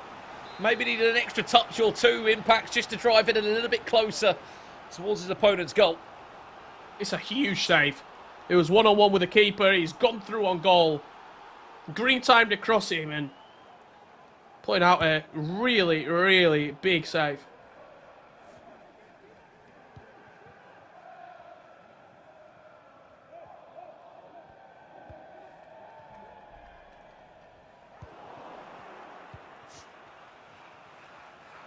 Another wave of impact pressure coming. Ragnar Fifa's way. Can he do enough to defend it though? Yes, he can. Ronaldo there. Virgil van Dijk stopped him in his tracks. Another wave of pressure looks to be formed again. Last chance of the first half, maybe.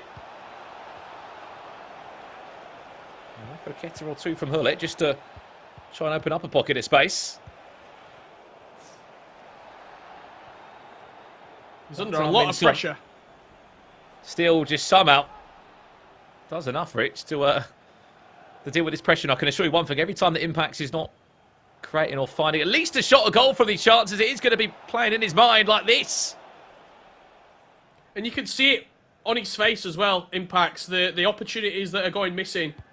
Ragnar FIFA straight out of play to get himself into half time. Some 45 minutes, that. And for Ragnar FIFA, if he's just breaking this game down, it's 45 at a time. High fives all round on one side of the screen. There is, what, 3 halves of FIFA left to be played. But we have to speak about the goal again very quickly, Rich. Confidence from Ragnar to take that shot from 30-plus yards out. And to be fair, he has dealt with everything that's come his way in terms of defending Impact so far. But Impacts has been able to create lots and lots and lots. And surely it's not going to stop there.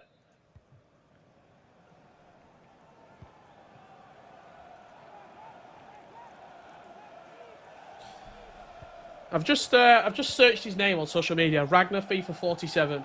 I wanted to we need to find a little bit more about him. I found 2 threads. The first thread, someone who's played against him, saying that his team of the year CR7 was scared to pass the ball forward. He had 67% possession at half time. The second thread, by 2022, this young man will become the greatest FIFA player of all time.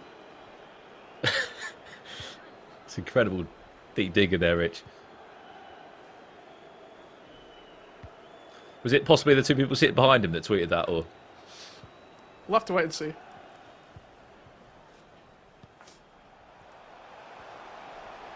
Building nicely. Another chance. Doesn't come to anything again there. Keep in mind that he's Ragnar in that home Brighton Hove Albion strip with the blue and white. Cheeky chip over the top into CR7 for a second, maybe. It is! CR7 makes it 2. And Ragnar FIFA extends his lead in the grand final. 2 goals to the good. CR7 once again proving pivotal for Ragnar FIFA. It was a great finish. It was just a little ball over the top. He took it down in his stride and slotted it across the keeper.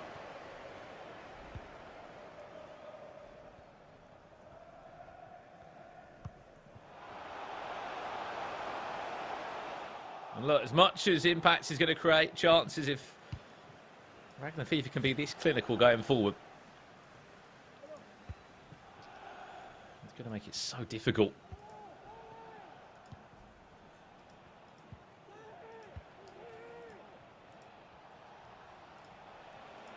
Impact to try and find a way back through again. Just little touches like that, Rich. Little interception just to frustrate your opponent.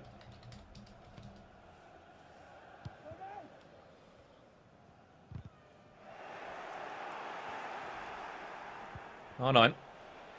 Not on the pitch, Chance. obviously. Ooh. CR7 trying to find a way through.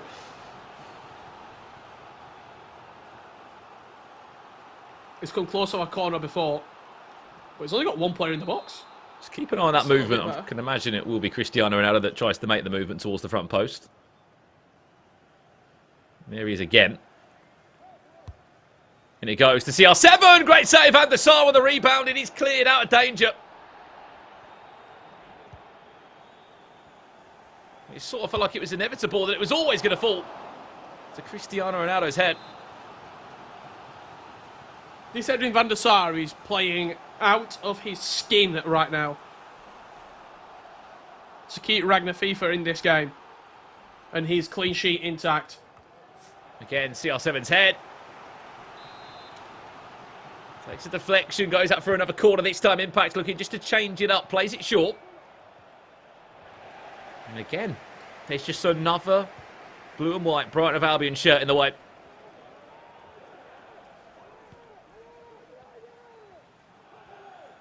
No positive here. If you're an Impact fan, that this game is played over 2 legs. And there will be plenty more time.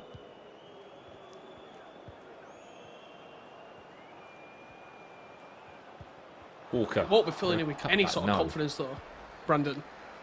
Knowing that you've already lost to this player, you're losing again to this player now.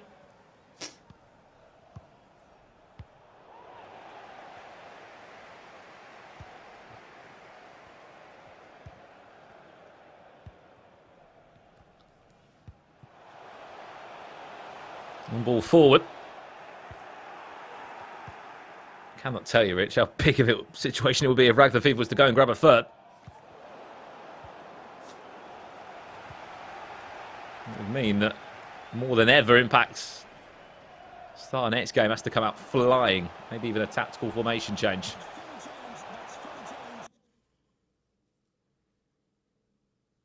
Oh, here we go. Changes coming in for both Ragnar FIFA and Impacts.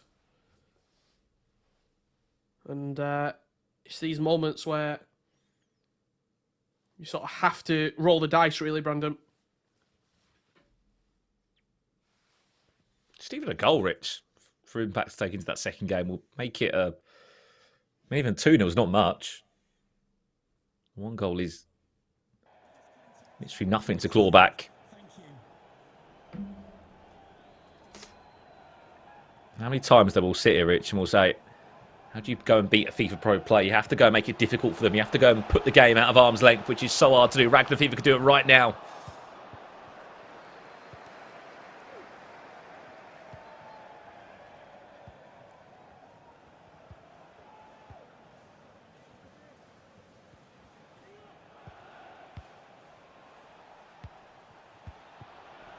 Nicely done, Impacts. Again, no way through. Virgil van Dijk and Koulibaly have been superb at the back. Across these 80 minutes of game time already today.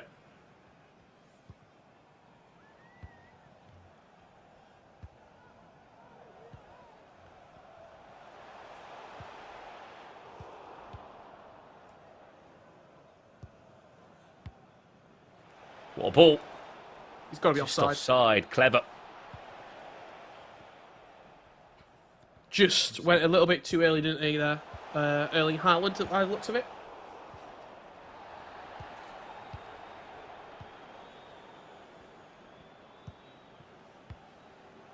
Good ball. Erling Haaland now driving forward.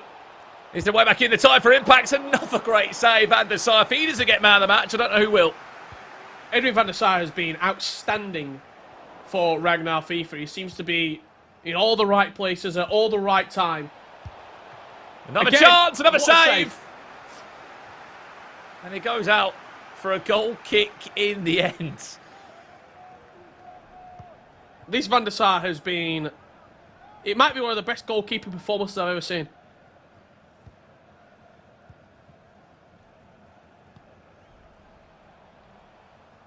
I mean, it's a bit of a debate. Does CR7 get man of the match, or does Van der Sar completely overthrow Van der Sar. him? This first leg has been the Edwin van der Sar leg. And Impact's looks... I mean, you can see visibly he's getting a bit more frustrated, as you would be. You feel like you've created good chances. You feel like you've been in this game. And yet you're coming away from it with nothing to show. One more pass, maybe Ginola, last chance of the game. What a tackle again at the back. As much as he can create and create and create, Richard. At the end of this leg, he's got 0 to show for it. He trails by 2-0 in a game that he must win to force a bracket reset. On the other side, what storyline we got here for Ragnar FIFA. We saw him as a goal-scoring machine throughout the online qualifiers in the first game today. He is 1 game of FIFA away, not just for qualifying for the ePremier League, but also creating a massive shock. And to be fair, a double win for him against the FIFA Pro in this bracket. I think what I'm going to have to get is a couple of my friends to sit behind me. So after every leg, I just turn around. Yeah. Richard, mate, you're doing a fantastic job commentating today. Thank you. Thank you. I mean, it's working. It's flying. He's 2-0 up. And it looks like every single sort of, all the saves, the tackles, sort of, he's winning all these little small battles. Yeah. He looks so calm. Like, he's almost smiling at the camera. He's interacting with the camera. He's laughing with the people behind him. It looks like there's no pressure on him at all, which is something you just wouldn't have expected. Yeah, and on the flip side of that, Rich, even if he loses this game, he still gets another two-legged game of FIFA to go and put it right. For Impact, though, on the opposite side, he has to take, a minute or two break from the game and go, look, just breathe. As crazy as that sounds, he's going to be feeling so frustrated from that first leg. Look, he's probably thinking, I cannot score. I keep creating chances. Is Van der Sar's prime icon moment, Edwin van der Sar's not been out in the game yet. And there's just no way past him, it feels, at the moment. I think the biggest thing for him, he just has to realise that Van der Sar's not going to play that good in a second leg. So if you keep creating that level of chances, you should get through. At the halfway point, Ragnar FIFA 47 is leading 2-0. We can have a look at the best moments from leg number 1, how he has taken the lead and what those goals did look like, Brandon. There you go. This is what happened in the game. How about that one? 24 minutes in, Cristiano Ronaldo saying yes, please, from that far out. And the only other goal that was in the game came from this. Again, brilliant piece of moving off the ball from Cristiano Ronaldo. Beat Vieira in the air and by pace. And as much as he had to defend and it wasn't easy for him, 2 things on his side, Rich. He's got a 2-goal cushion. He kept a clean sheet. 90 in-game minutes. 1 leg of FIFA away, which will be a very long leg of FIFA from qualifying for an ePremier League final. I mean, both players know what's on the line. They know what they have to do. I mean, Ragnar FIFA, 90 minutes away from causing one of the biggest upsets so far, you would say, in this ePremier League. You have to, yeah. And also cemented himself as one of the players to watch at the ePremier League finals next March. I mean, I'm really looking forward to seeing what this second leg looks like, because surely it impacts, if this 2-0 scoreline persists and we get into the second half, 60th minute, Impacts has to throw bodies. He has to go for it. What does that mean potentially for the remainder of the game? Will Ragnar FIFA look to get in behind? Will there be opportunities to exploit? It's going to be a really, really tantalising affair. Defo, and I think what's more interesting, Rich, on that is, like, you're right, in the kindest way, I think this year more than ever, whenever there's been a FIFA Pro or an established name in the bracket, it's been pretty plain sailing this year. And that's not just across, in the kindest way possible across the PlayStation bracket today. It was quite plain sailing for Mark Marley, 8-1 win, 4-0 win. Yes, the first game was a bit of a questionable performance, but he still got over the line. In all the other clubs we've seen, any pro that's been in the bracket, it's been plain sailing. You would be right. I mean, look, this would be, not putting extra pressure on Impact, but this is the scenario we find ourselves in. This would be one of the biggest storylines we have had so far in the ePremier League club playoffs. Keep in mind, there's already been 10 other events that have already been done. 10 clubs have already found their players. So we are over the halfway point. Brighton playing part to the 11th ePremier League club playoff event. It is all still to do. There is a long way still to go. And I reckon I'm going to go on a limb now, and I reckon a bracket reset happens. Well, there you go. I don't think it will. I think Ragnar FIFA's going to do it. I think he didn't show really any frailties other than his goalkeeper being outstanding. He didn't show any like he was getting nervous or he was sort of panicking on the ball. I think he's going to hold a lot of possession in this game, and I really think Impacts is going to have to do something outstanding in order to turn this game around. Has to score the first goal, and then has to put him under a lot of pressure and really push Ragnar FIFA all the way. Yeah, well, let's keep in mind what these guys are playing for as well. They are playing for the chance to qualify for the ePremier League finals next year. This is the overlay. This is the lay of the land, so to speak, of how this year's tournament will unfold. Keep in mind, it's the 5th time that the ePremier League has run. There was online qualifiers. There was an online qualifier playoff. There's this club playoffs.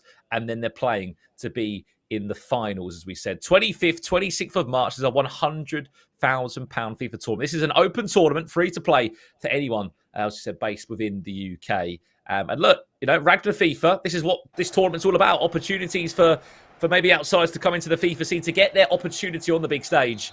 He's 19 game minutes away, one leg of FIFA away for qualifying for the ePremier League. Of course, Impact's 2-0 down. He kicks from left to right in this game in the blue and white of Brighton Hove Albion. In the away strip, it will be Ragnar FIFA all to play for here, Rich. Yeah, like I said, the first goal for me is everything. If Ragnar FIFA gets it, goes 3-0 up, I think it's going to be a huge, huge mountain for Impacts. But if Impacts gets it, which he has, this game opens right up.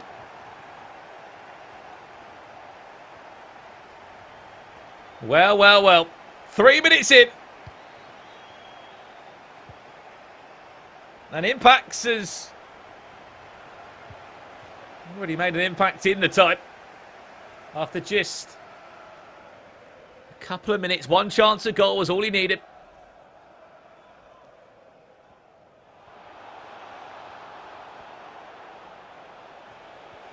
Let's see what the reply is going to be. From Ragnar FIFA, back to goal. Great turn off the bar. What a move. Opened up the space. Crashed off the crossbar. Really, really good move. And a good opportunity there for Ragnar FIFA.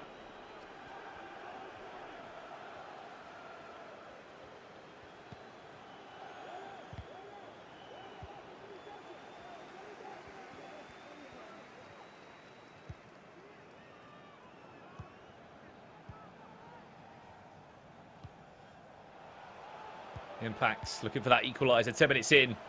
Cooking in and around the box now. Making it so hard to deal with for Ragnar FIFA.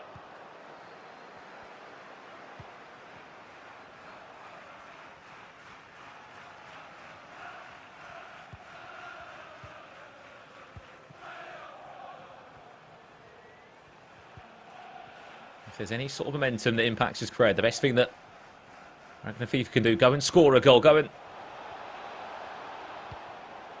get that 2-goal cushion back again.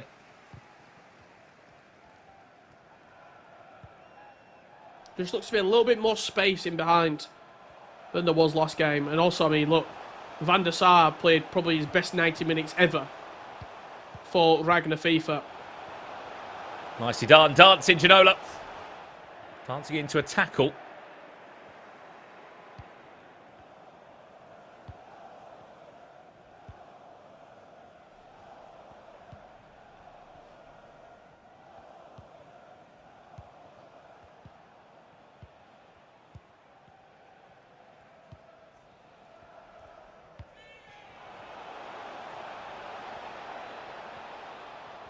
I'm in Son. Tries to outsmart Carl Walker. Does a good job of doing so. Just delays the play a bit.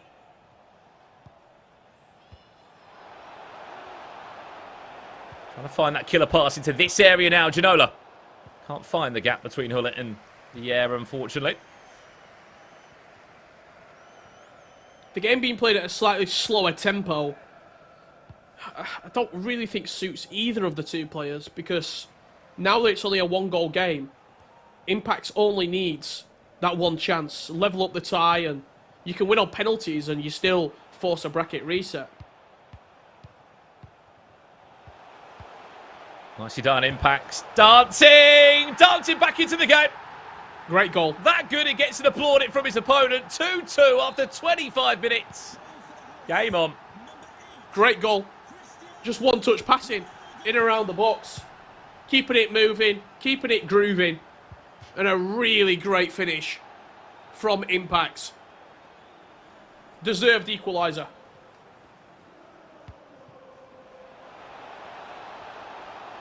Has to find a response now. Has to find just something going forward. Oh,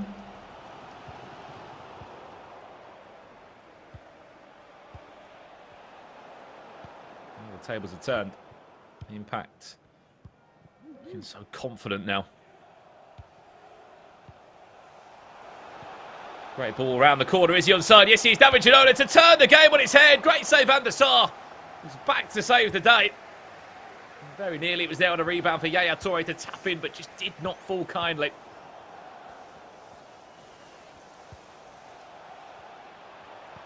Step overs a class. Reverse Elastico is even better off the body of Koulibaly.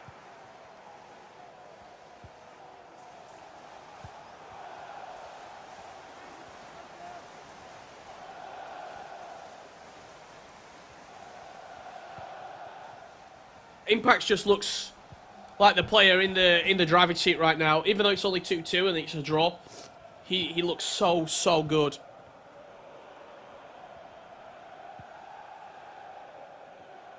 I think Ragnar FIFA just needs to just settle himself.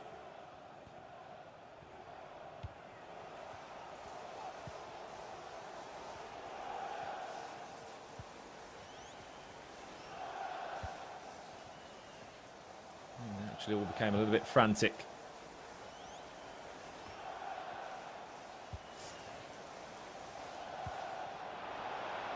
Bullet.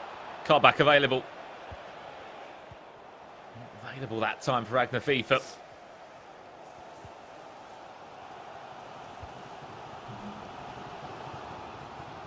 Key thing is, though, Rich, Impact's job was to get 2 goals back, to get himself back in the tie, and he's done that in 25 minutes, and now really could just sit back on it from a 0-0 point of view.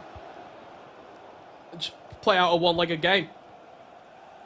I do think it's a little bit risky, though. I think if you feel as though you're in a dominant position, try and make a real big dent in that scoreline.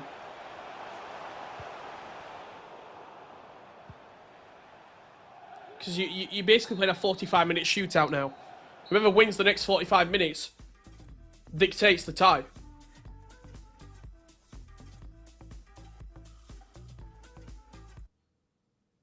It's the 4-4-2 once again in use for Ragnar FIFA. He has a little look at anything that maybe he might change. No Yaya Toure in the team. It's Vieira and Ruud Gullit as the 2 centre mids, with Koulibaly and Van Dijk as the centre backs. Vieira at centre back not being deployed.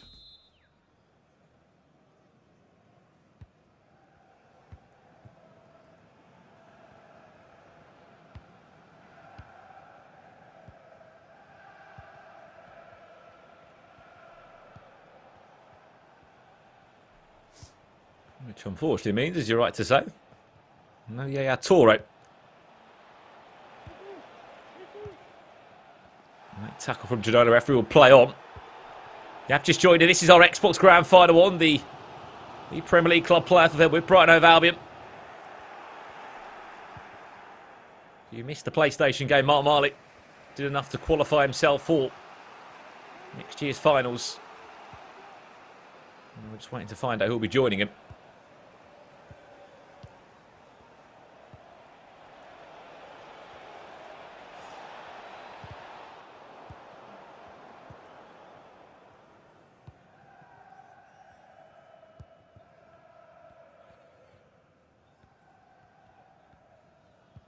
Safe to say, though, Impacts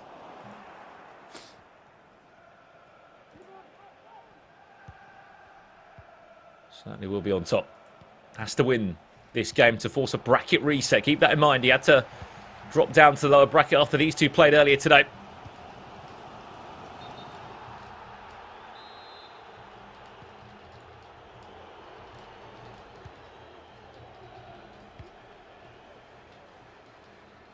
Ginola. One more pass. Finds Hullet. Chance for impact.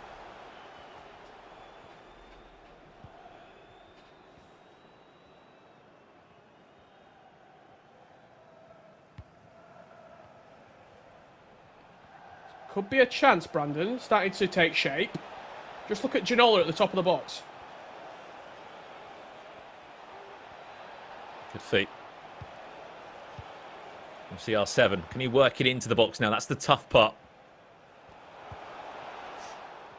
Every passing angle just read up. And read so well by Impacts. 29 minutes away from starting to go into extra time.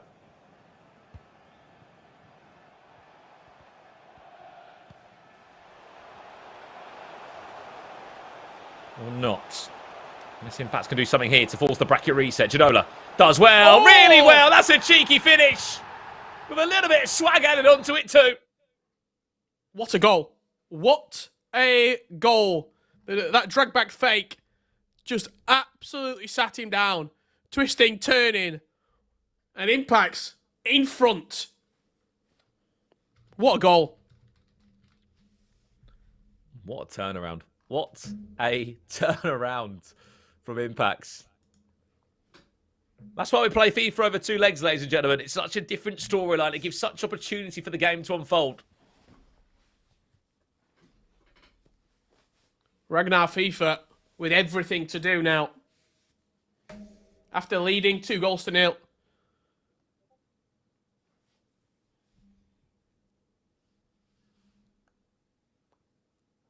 Wow. What a turnaround.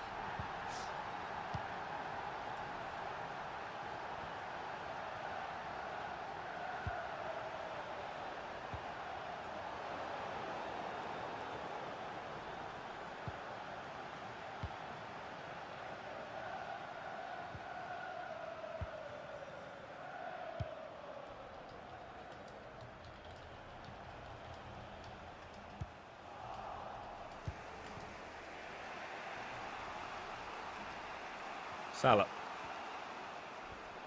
For Ragnar FIFA.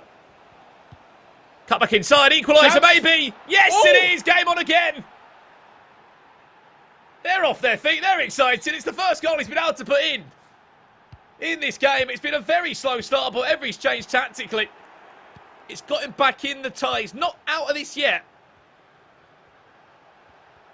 It was just the pace out wide, wasn't it? Mo Salah just accelerated down the wing. And David Ginola in the right place at the right time just to slot it home. What a time to score though, Rich. 20 minutes left. Impacts wins, we do a bracket reset. If Ragnar FIFA wins, he's qualified for the ePremier League. And it will be him teaming up with Mark Marley in London next year in March. Min Son wins a corner.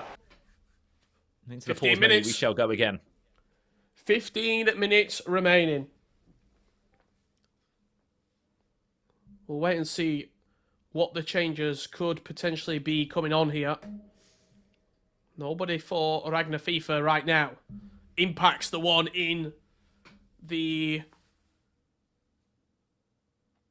tactics and instructions. Will it be a personnel?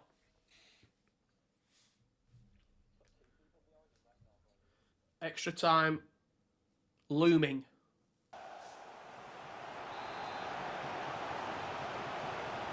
Corner.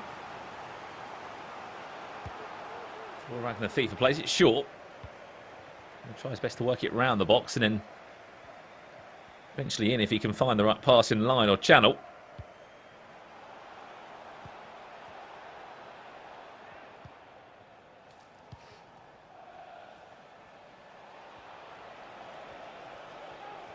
He has made a great account of himself today, Ragnar FIFA. This time we've seen him and commentated him in a Premier League club playoff like this. Let's see what he can do. Plays it short. Hullet recycles well. Edge of the box. Yeah, Torre looking for the one-more pass. Turns his man. He just can't find the clean exit he was looking for. What a chance and what a well-worked move. Yeah, great corner. He worked it into Van Dijk. He just played a simple pass straight through the lines and couldn't quite turn quick enough. Tell you what, could be heartbreak. Impacts could be through. David Ginola. Ball roll, scoop, turn inside. They're the small margins. That's how quickly a tie can turn. David Ginola, ball roll, scoop, turn, sitting down the keeper. And with 8 minutes left to go, Ragnar FIFA could be suffering his first defeat here of the Brighton club playoff.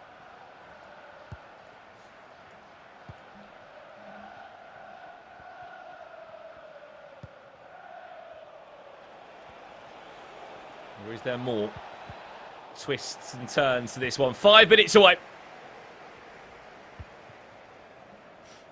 Bracket reset being confirmed.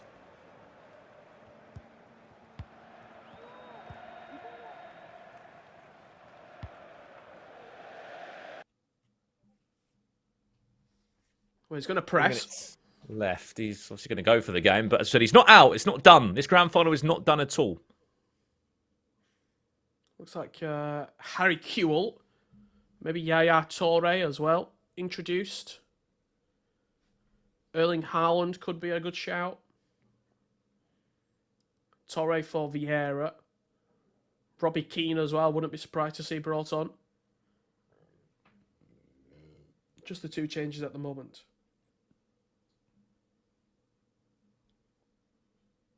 For Ragnar FIFA.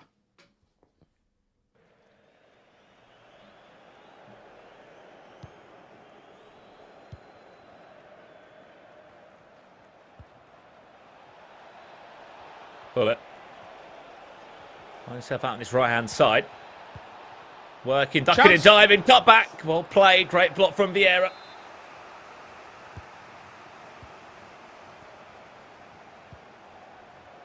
And yet to go direct into the box. Turns his man, Hullet again! And they're all above their feet! 90th minute, Ruud Hullet says we're going into extra time. What a story that we are starting to see take shape here. Ragnar FIFA with the last kick of the game to send us into extra time. Just look at the seats in that bottom corner. Look at the seats in that bottom corner.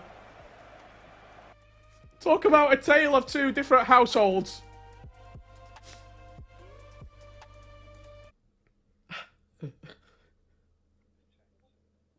Last kick of the game.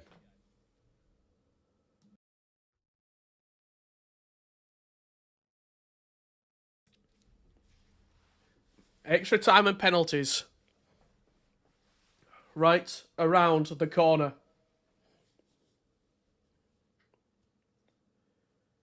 Impacts. He was seconds away, Brandon. Seconds away from forcing the bracket reset. And Ragnar FIFA out of left field pulls one back from the corner. He's been working that short corner every time, though. Well, here we go, Rich. 30 more minutes. The storyline is still the same. Impacts wins, a bracket reset will happen. If Ragnar FIFA can find a match winner, he is going to the ePremier League next year. Can he turn his man? No, he can't find a way through.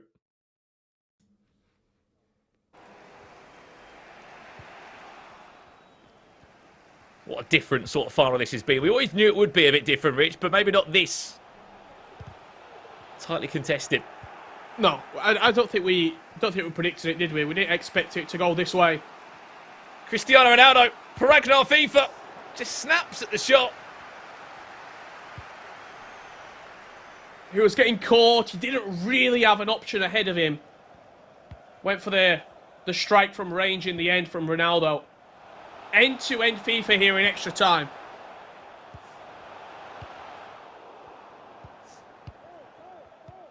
pinging around the box.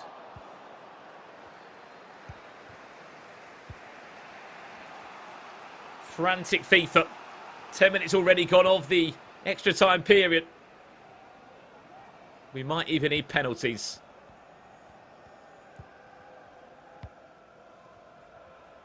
Imagine that, penalty shootout to the side. A spot of the ePremier League potentially.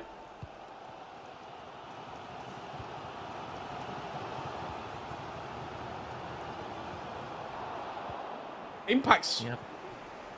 He'll be the one who's feeling it a little bit more, just because Ragnar's got the comfort of the winner's bracket. Mo Salah's done well. He's done so well. Mohamed Salah. Ragged the FIFA. There's a cutback. No, there isn't. Defended well by Impacts. And that is near enough going to do us for half-time and extra time.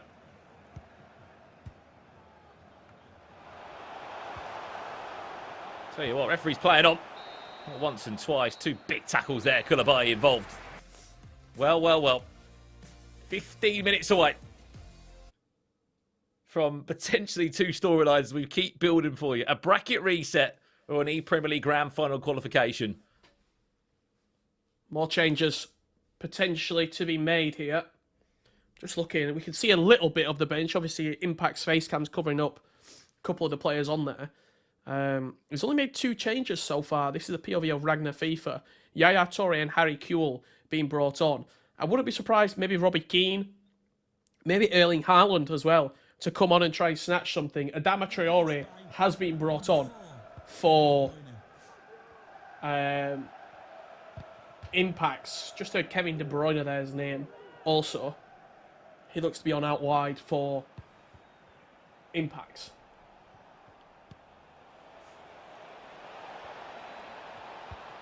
Doing it nicely. Could be a chance. Turns his man. Ronaldo still in it. And with the ball.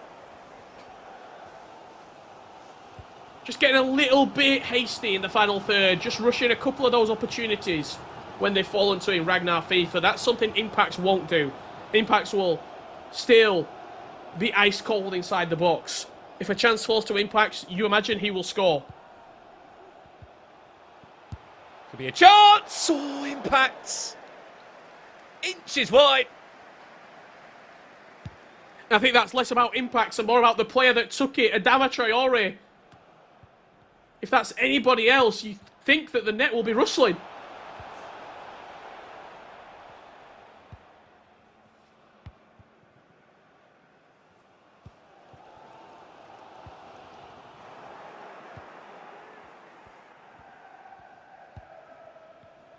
Five minutes away from penalties. Oh, nearly a big win there from Adama Traore. You have just tuned in to this ePremier League Club playoff event on the Brighton YouTube channel. You've come at the perfect time. We're in the last 4 minutes with extra time hit. Referee is not giving a free kick for that.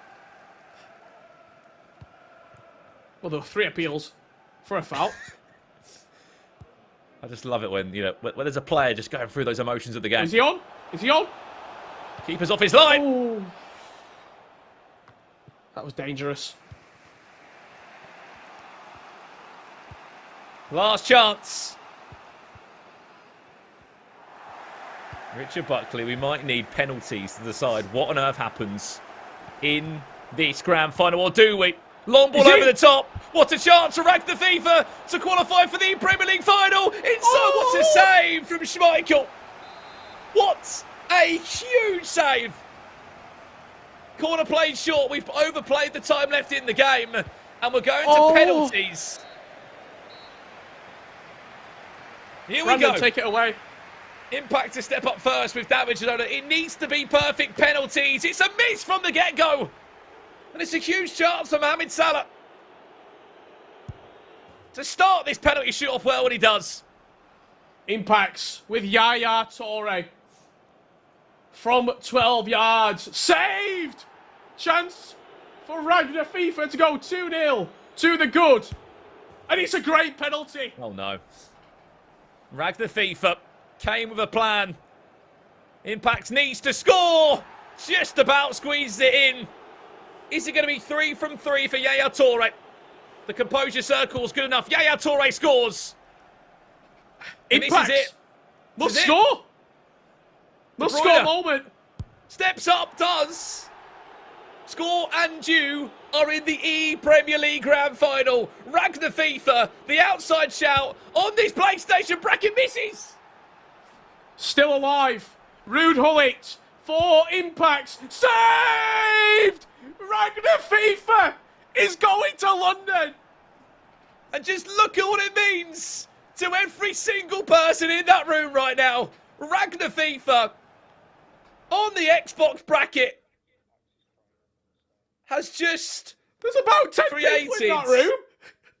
one of the biggest upsets we've seen so far in the ePremier League Club Playoff event. It's been pretty plain sailing, as we said, for a lot of FIFA Pro players in this bracket. But Impact's lost once, and then there was a little bit of doubt in the mind of playing against this man. We knew he was a goal-scoring machine, but we didn't get to see the full package. Now we have. He's on his way to an ePremier League Grand Final, teaming up with Mark Marley. Heartbreak for Impacts, of course, horrible to see. But what a moment for everybody in that room. You're right. How many people were in that room celebrating?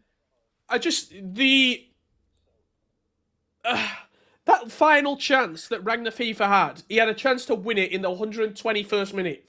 He missed the opportunity. We then go into penalties, and you think, okay, Impact has got a chance here. He's got a chance to do something. He's got a chance to win it. And then, out of nowhere, in the penalties, he saves the first two. He dives to the right, then he catches the Penenka, and Impacts, you probably just think mentally he's gone. You've missed your first two pens. He then has a chance to come back, and it was the penalty save to clutch up for Ragnar FIFA. And I'd love to hear the audio, because it must have just gone through the roof. There was about, I swear there were like 6 people who ran into that room at the end there as well. There were people I'd not seen before getting into the camera. That's what FIFA esports is all about. Honestly, it reminds me of like playing Foot Champs when you've got your mates round. And they're just cheering you through the games. And they were there every step of the way. I've got to talk about that 90th minute equaliser to take us into extra time was such a clutch goal, but also for Impacts as well. He was 2-0 down coming into that second leg. In the space of 25 minutes, he brought the game all back square. What a game it was. What a grand final that was. What an advocate of how competitive and how good to watch FIFA esports can be. We've got the highlights from the game. Richard, talk me through it, because I tell you what a grand final was over on the Xbox. A very different grand final to what we saw over on PlayStation. Yeah, an incredible performance in this grand final from both players. That was the opening goal. The CR7 Travella past the keeper. This was the second with Ronaldo, bottom left corner, with the finish. And he went 2-0 up, and that is really how that first leg did wrap up. Inside the second leg, it was a very, very quick start from Impacts. The kits have swapped over now, so Impacts is the blue and white, and Ragnar FIFA is in the orange. That was a chance for Ragnar FIFA, hit the crossbar. But as you said, Brandon, within 25 minutes, Impacts had tied the game all up. Yeah, he did. What a goal that was to do so. 25 minutes on the clock. That made it 2-2, and to be honest, it put Ragnar FIFA on the ropes ever so slightly. And the game continued to unfold again. What a goal this is, by the way. Talk about swag. Talk about class in the grand final. Impacts there. Should be proud of that goal, no matter the outcome of that game. That made it 3-2.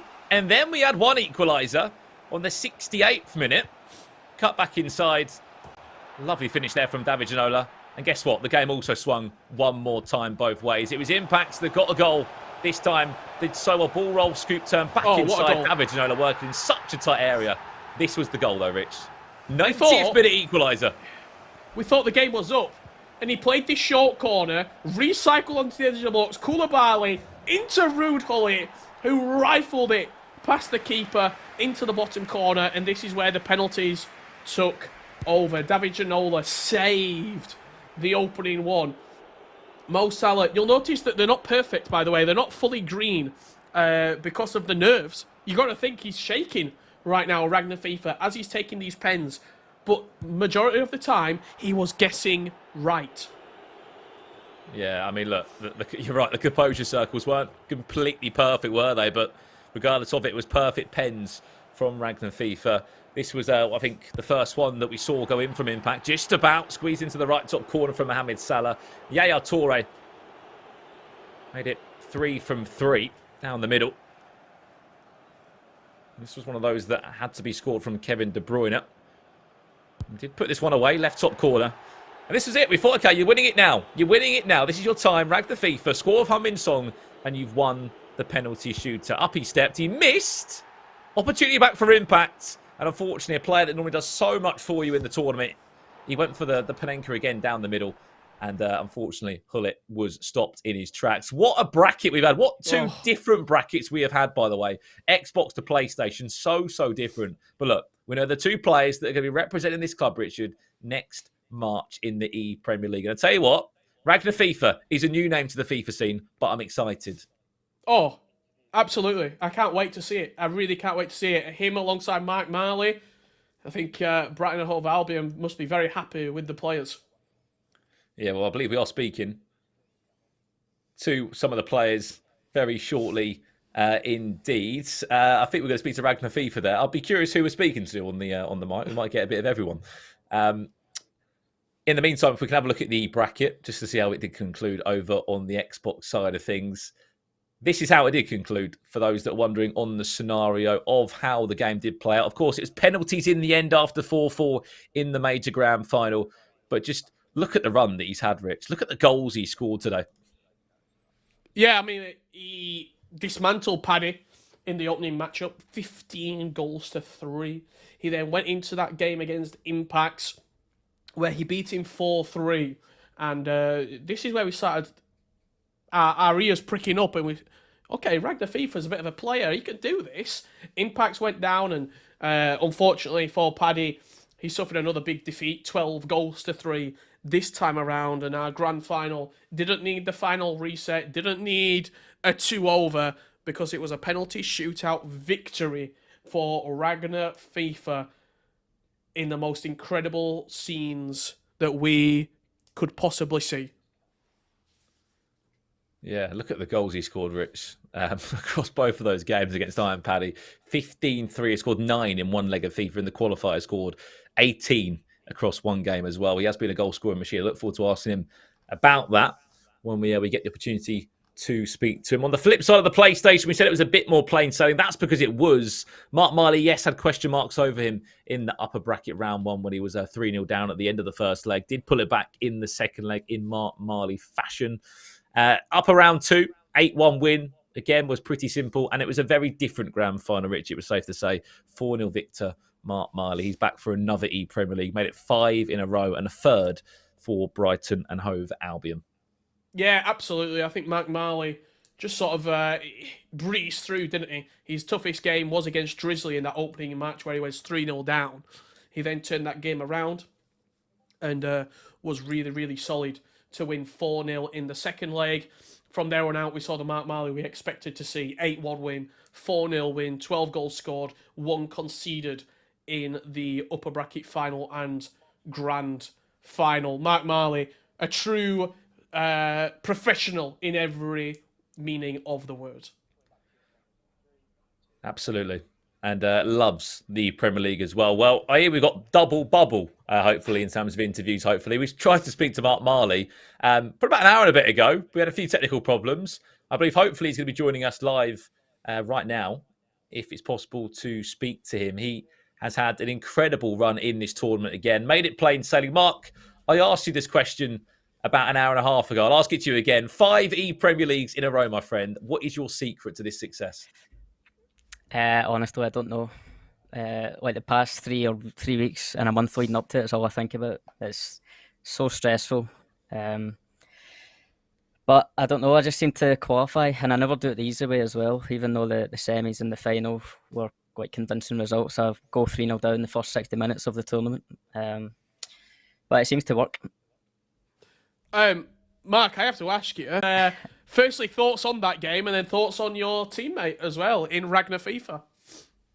Yeah, I'm also gutted for Impact. I know the work that he puts in behind the scenes, especially on pens, but listen, it was entertaining. The Ragnar FIFA deserved to go through, ultimately.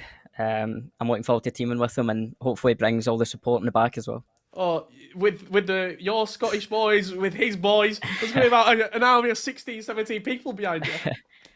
Yeah, it's going to be a loud pod. I think we've got 4 Scottish players at the event as well, with Yeah. Jaden to play, so we could have a full house. It could be a loud event. And of course, after last year, Mark, it's your third time representing the Seagulls in the Premier League. Obviously, you were 1 point away from making knockouts last year. I know how much that hurt you and Jaden. Different mindset this year. Looking forward to the new competition and hoping that maybe you can go a little bit further, like you have in past times. Yeah, definitely. I now know, or everyone now knows how the format works as well, because it changed last year. Who doesn't look forward to playing at a live event? It was a great setup, so hopefully we can do one better and get out of the groups this time. And Mark, final thing from me before we let you get off and enjoy the rest of your evening. What you got to say to everybody who comes in, supports you, whether it's on your streams, on the content, and also wishing you the very best in the Brighton and Hove Albion finals. Yeah, it's one of the main reasons that I keep on doing this and why I stream, as much as I can. The support means everything when I go in and see that they've came over to Brighton's YouTube channel or someone else's channel to watch. It's amazing, and again, hopefully we can perform for all of them in London. Amazing stuff, Mark. Congratulations. 3 ePremier Leagues in a row for the Albion. Enjoy your evening, and we'll see you next year in March. Thank you. There you go, Mark Marley qualifying for the ePremier League. Unfortunately, we can't see the comments on the YouTube channel today of Brighton Hove Albion. If we did, a lot of Scottish fans would probably be flying in right now. They'd be buzzing with that. But look, on paper, his teammate for his esports organisation in SAF did not qualify. That obviously was not how it was meant to go. But you have to sit back and go, look, I've got a player here that's exciting. He's new to the FIFA scene. He's very heavy in his attacking style of play. And I've just got to go with it. And look, if he brings his Barmy army with him, we could be rocking in London. Yeah, and I think obviously you saw the disappointment for Impact there in Mark. It's your teammate outside of this tournament, and you want him to do well. You want to see him succeed. It's commiserations of the highest degree to Impact. It's never nice to lose on penalties, especially in the way that it was in a grand final. And I'm sure Impact will be back. I know I saw him on social media just now sort of saying that he don't know if he can bounce back from that. You definitely can. He's got the quality. We've all seen it. And he's got a really good group behind him as well in SAF to help bring him through this and get out the other side a better player and a better person for it. But it will be a low right now. And I think for Impact's just got to stay strong, enjoy the Christmas, New Year, get into 2023 and go again. Yeah, absolutely. And I think, don't get me wrong, you heard it from Mark Marley. As much as he made it look plain sailing, there's a lot of pressure on these guys. Sort of, 2-3 weeks, you're just thinking, aren't you? I have to qualify. This is the event I have to qualify for. This is the biggest UK FIFA tournament. I must be involved. I must obviously be amongst the 20 Premier League clubs. And with the cash on offer, you do not want to miss out of it. Hopefully, we're going to speak to the other man on the opposite side of the bracket, who has just qualified on the Xbox side. Ragnar FIFA, 47, is joining us now, I do believe. Here he is. Congratulations, Ragnar. You are in the ePremier League Grand Finals. You must be absolutely buzzing. Yeah, I didn't think it would happen, to be honest. Can you hear me? Can you hear me? Ragnar, gotta say, firstly, congratulations, mate. Do you always play with a posse behind you, or is it just for a one-off tonight? Well, the whole qualifiers, the whole way through. What, you've just been playing all the way through with the boys behind you? Yeah, the same two with me the entire tournament, yeah. And they'll be coming down to London? Say it again? They'll be coming to London as well? Well, if there's 2 people allowed, they'll be there, yeah. I have to ask, how's your heart feeling, you lads behind him? You've been on a bit of a journey today. Yeah, coming into it, I didn't think... I knew I'd get to the final. I didn't know if I could beat Impact. I played him over the years, and I've always had a problem against him, to be honest. Ragnar, I have to ask you about that final in particular. It went down to penalties. What were you feeling like going into penalties? Did you feel like you had enough? I can't take pens, so not...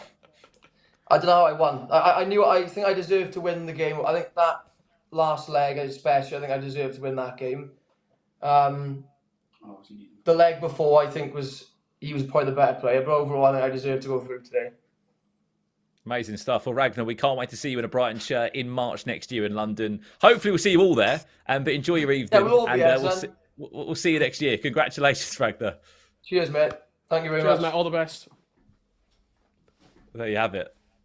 2 players in a Brighton shirt in London next year. I think he didn't expect to maybe be there. He said, look, I knew I was going to be in a final. I played against Impact loads of times before, but I just didn't know what the outcome was going to be. And look, he said he weren't great at Penderich. There was a few that the composure might not have been the best at times. But look, they went into the back of the net. He held his nerve through extra time, through a long winner and losers bracket. And a massive congratulations.